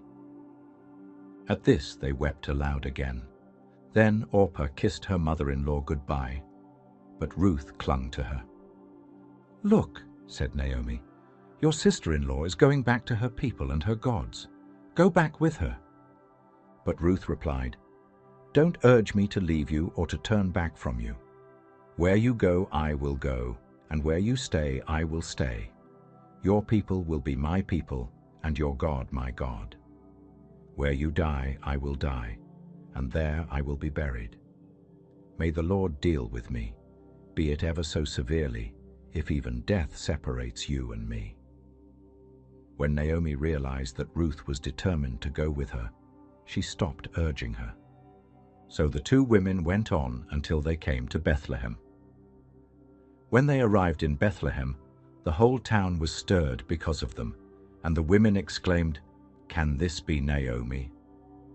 Don't call me Naomi, she told them. Call me Mara, because the Almighty has made my life very bitter. I went away full, but the Lord has brought me back empty. Why call me Naomi? The Lord has afflicted me. The Almighty has brought misfortune upon me.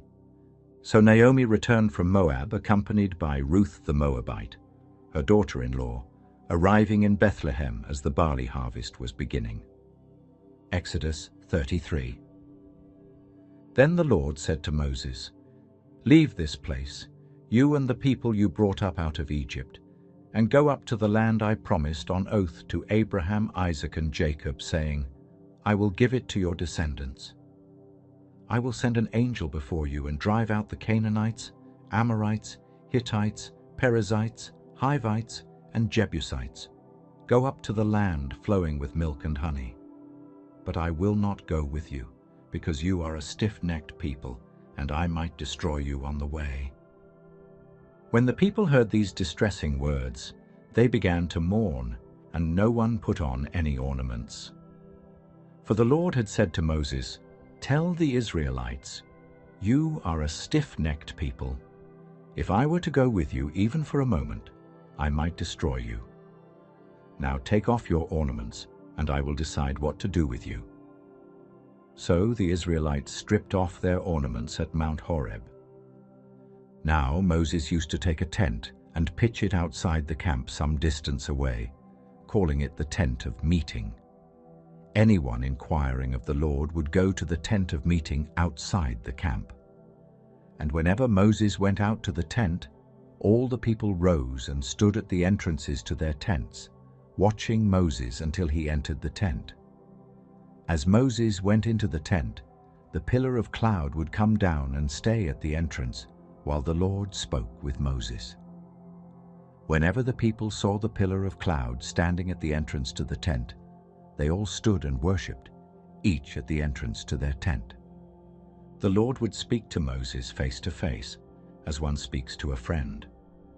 Then Moses would return to the camp, but his young aide Joshua son of Nun did not leave the tent. Moses said to the Lord, You have been telling me, lead these people, but you have not let me know whom you will send with me. You have said, I know you by name, and you have found favor with me. If you are pleased with me, teach me your ways so I may know you and continue to find favor with you. Remember that this nation is your people. The Lord replied, My presence will go with you, and I will give you rest. Then Moses said to him, If your presence does not go with us, do not send us up from here. How will anyone know that you are pleased with me and with your people unless you go with us? What else will distinguish me and your people from all the other people on the face of the earth? And the Lord said to Moses, I will do the very thing you have asked, because I am pleased with you and I know you by name." Then Moses said, "Now show me your glory."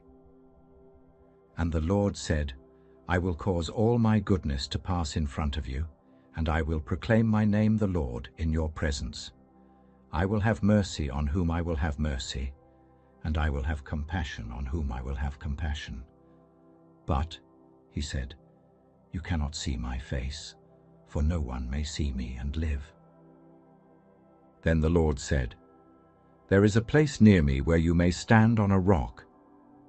When my glory passes by, I will put you in a cleft in the rock and cover you with my hand until I have passed by.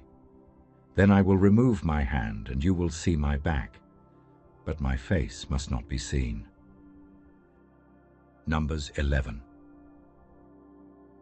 Now the people complained about their hardships in the hearing of the Lord, and when he heard them, his anger was aroused. Then fire from the Lord burned among them and consumed some of the outskirts of the camp. When the people cried out to Moses, he prayed to the Lord, and the fire died down. So that place was called Taberah, because fire from the Lord had burned among them.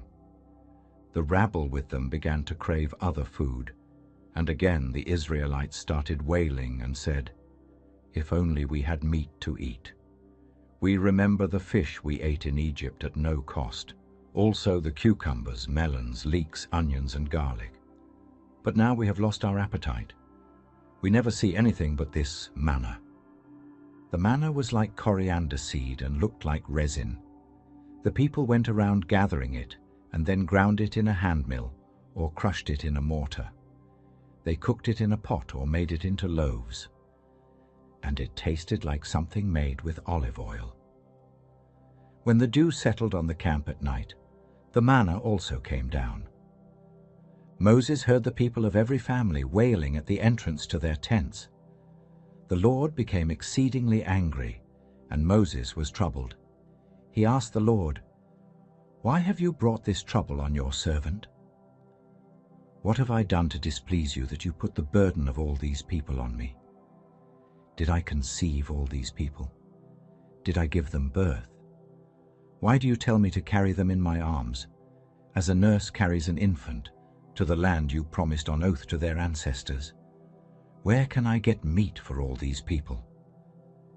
They keep wailing to me, 'Give us meat to eat.' I cannot carry all these people by myself. The burden is too heavy for me.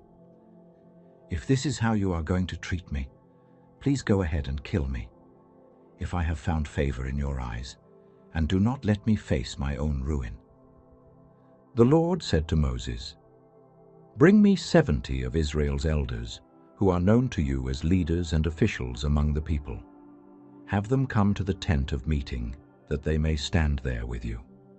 I will come down and speak with you there, and I will take some of the power of the Spirit that is on you and put it on them. They will share the burden of the people with you, so that you will not have to carry it alone. Tell the people, 'Consecrate yourselves in preparation for tomorrow, when you will eat meat.' The Lord heard you when you wailed, 'If only we had meat to eat. We were better off in Egypt.' Now the Lord will give you meat and you will eat it.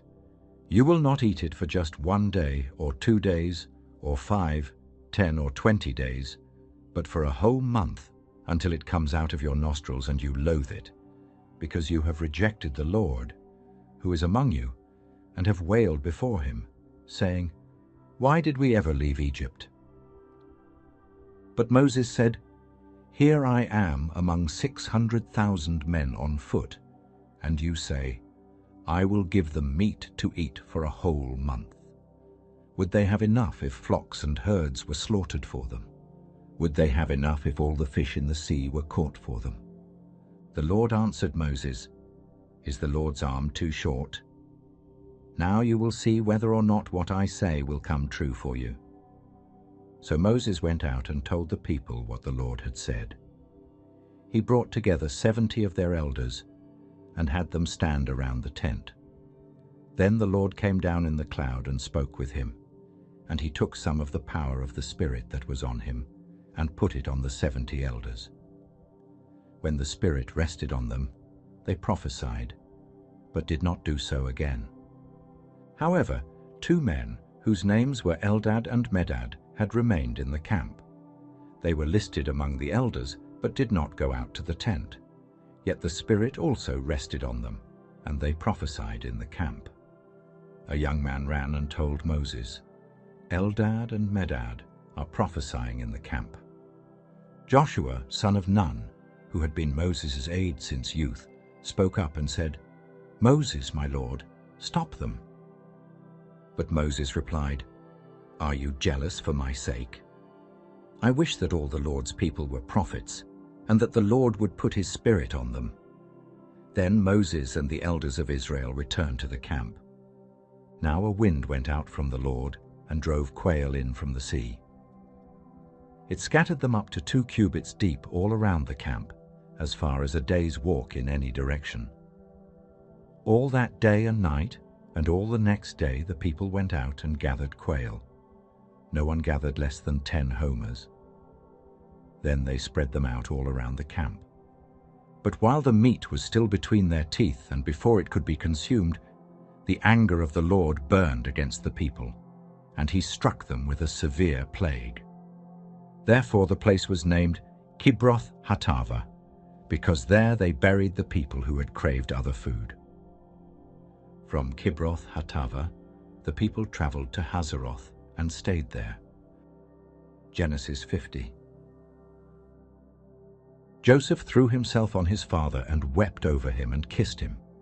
Then Joseph directed the physicians in his service to embalm his father Israel. So the physicians embalmed him, taking a full 40 days, for that was the time required for embalming, and the Egyptians mourned for him 70 days. When the days of mourning had passed, Joseph said to Pharaoh's court, "If I have found favor in your eyes, speak to Pharaoh for me. Tell him, my father made me swear an oath and said, 'I am about to die. Bury me in the tomb I dug for myself in the land of Canaan. Now let me go up and bury my father. Then I will return.'" Pharaoh said, "Go up and bury your father, as he made you swear to do." So Joseph went up to bury his father. All Pharaoh's officials accompanied him, the dignitaries of his court and all the dignitaries of Egypt, besides all the members of Joseph's household and his brothers, and those belonging to his father's household. Only their children and their flocks and herds were left in Goshen. Chariots and horsemen also went up with him. It was a very large company. When they reached the threshing floor of Atad, near the Jordan, they lamented loudly and bitterly. And there Joseph observed a 7-day period of mourning for his father. When the Canaanites who lived there saw the mourning at the threshing floor of Atad, they said, "The Egyptians are holding a solemn ceremony of mourning." That is why that place near the Jordan is called Abel Mizraim. So Jacob's sons did as he had commanded them. They carried him to the land of Canaan and buried him in the cave in the field of Machpelah near Mamre, which Abraham had bought along with the field as a burial place from Ephron the Hittite. After burying his father, Joseph returned to Egypt, together with his brothers and all the others who had gone with him to bury his father. When Joseph's brothers saw that their father was dead, they said, "What if Joseph holds a grudge against us and pays us back for all the wrongs we did to him?" So they sent word to Joseph, saying, "Your father left these instructions before he died. This is what you are to say to Joseph. I ask you to forgive your brothers the sins and the wrongs they committed in treating you so badly. Now please forgive the sins of the servants of the God of your father." When their message came to him, Joseph wept. His brothers then came and threw themselves down before him. "We are your slaves," they said. But Joseph said to them, "Don't be afraid. Am I in the place of God? You intended to harm me, but God intended it for good to accomplish what is now being done, the saving of many lives. So then, don't be afraid. I will provide for you and your children." And he reassured them and spoke kindly to them. Joseph stayed in Egypt, along with all his father's family. He lived 110 years and saw the third generation of Ephraim's children. Also the children of Machir, son of Manasseh, were placed at birth on Joseph's knees. Then Joseph said to his brothers, "I am about to die, but God will surely come to your aid and take you up out of this land to the land he promised on oath to Abraham, Isaac, and Jacob."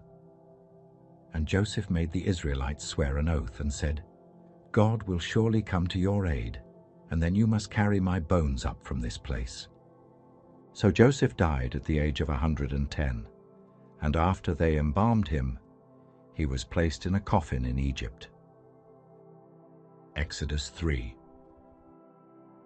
Now Moses was tending the flock of Jethro, his father-in-law, the priest of Midian, and he led the flock to the far side of the wilderness and came to Horeb, the mountain of God.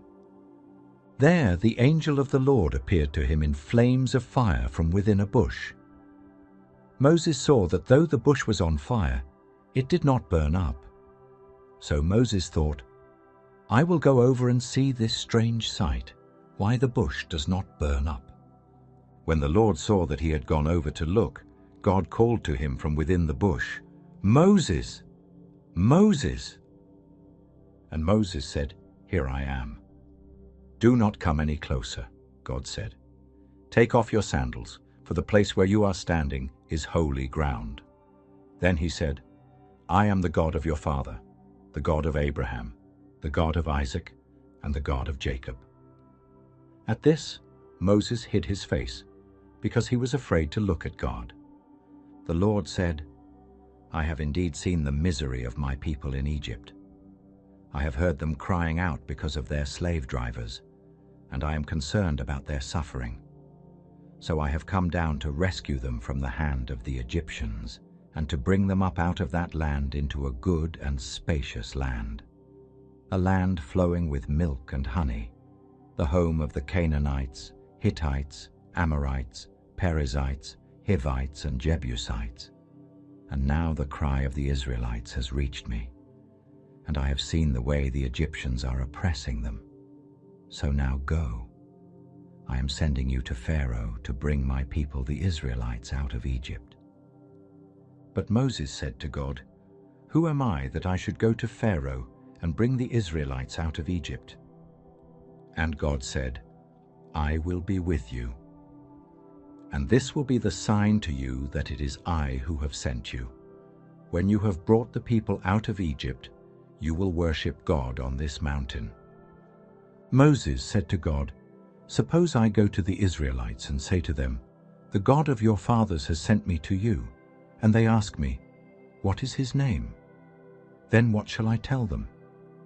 God said to Moses, "I am who I am. This is what you are to say to the Israelites, 'I am has sent me to you.'" God also said to Moses, "Say to the Israelites, 'The Lord, the God of your fathers, the God of Abraham, the God of Isaac, and the God of Jacob, has sent me to you. This is my name forever, the name you shall call me from generation to generation.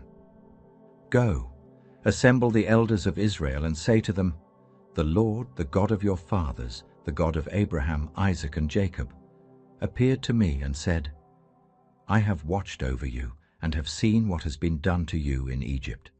And I have promised to bring you up out of your misery in Egypt into the land of the Canaanites, Hittites, Amorites, Perizzites, Hivites, and Jebusites, a land flowing with milk and honey. The elders of Israel will listen to you. Then you and the elders are to go to the king of Egypt and say to him, 'The Lord, the God of the Hebrews, has met with us.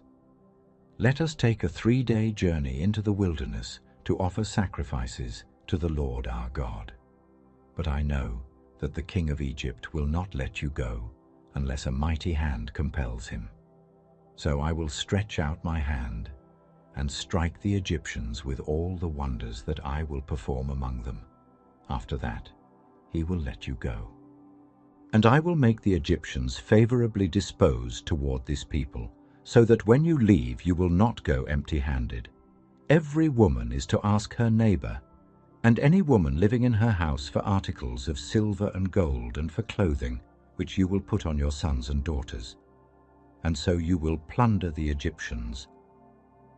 Genesis 16. Now Sarai, Abram's wife, had borne him no children, but she had an Egyptian slave named Hagar. So she said to Abram, "The Lord has kept me from having children. Go, sleep with my slave. Perhaps I can build a family through her." Abram agreed to what Sarai said. So after Abram had been living in Canaan 10 years, Sarai his wife took her Egyptian slave Hagar and gave her to her husband to be his wife. He slept with Hagar, and she conceived.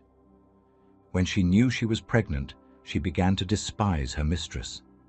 Then Sarai said to Abram, "You are responsible for the wrong I am suffering. I put my slave in your arms, and now that she knows she is pregnant, she despises me. May the Lord judge between you and me." "Your slave is in your hands," Abram said. "Do with her whatever you think best." Then Sarai mistreated Hagar, so she fled from her. The angel of the Lord found Hagar near a spring in the desert. It was the spring that is beside the road to Shur. And he said, "Hagar, slave of Sarai, where have you come from, and where are you going?" "I'm running away from my mistress Sarai," she answered. Then the angel of the Lord told her, "Go back to your mistress and submit to her." The angel added, "I will increase your descendants so much that they will be too numerous to count." The angel of the Lord also said to her, "You are now pregnant, and you will give birth to a son. You shall name him Ishmael, for the Lord has heard of your misery. He will be a wild donkey of a man. His hand will be against everyone, and everyone's hand against him, and he will live in hostility toward all his brothers." She gave this name to the Lord who spoke to her. "You are the God who sees me." For she said, "I have now seen the one who sees me." That is why the well was called Bir Lahai Roi. It is still there, between Kadesh and Bered. So Hagar bore Abram a son, and Abram gave the name Ishmael to the son she had borne. Abram was 86 years old when Hagar bore him Ishmael. Genesis 21. Now the Lord was gracious to Sarah as he had said, and the Lord did for Sarah what he had promised. Sarah became pregnant and bore a son to Abraham in his old age, at the very time God had promised him. Abraham gave the name Isaac to the son Sarah bore him. When his son Isaac was 8 days old, Abraham circumcised him, as God commanded him. Abraham was 100 years old when his son Isaac was born to him. Sarah said, "God has brought me laughter, and everyone who hears about this will laugh with me." And she added, "Who would have said to Abraham that Sarah would nurse children? Yet I have borne him a son in his old age." The child grew and was weaned, and on the day Isaac was weaned, Abraham held a great feast. But Sarah saw that the son whom Hagar the Egyptian had borne to Abraham was mocking, and she said to Abraham, "Get rid of that slave woman and her son, for that woman's son will never share in the inheritance with my son Isaac." The matter distressed Abraham greatly because it concerned his son. But God said to him, "Do not be so distressed about the boy and your slave woman.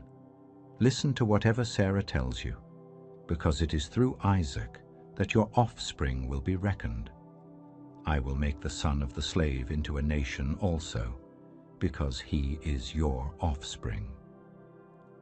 Early the next morning, Abraham took some food and a skin of water and gave them to Hagar.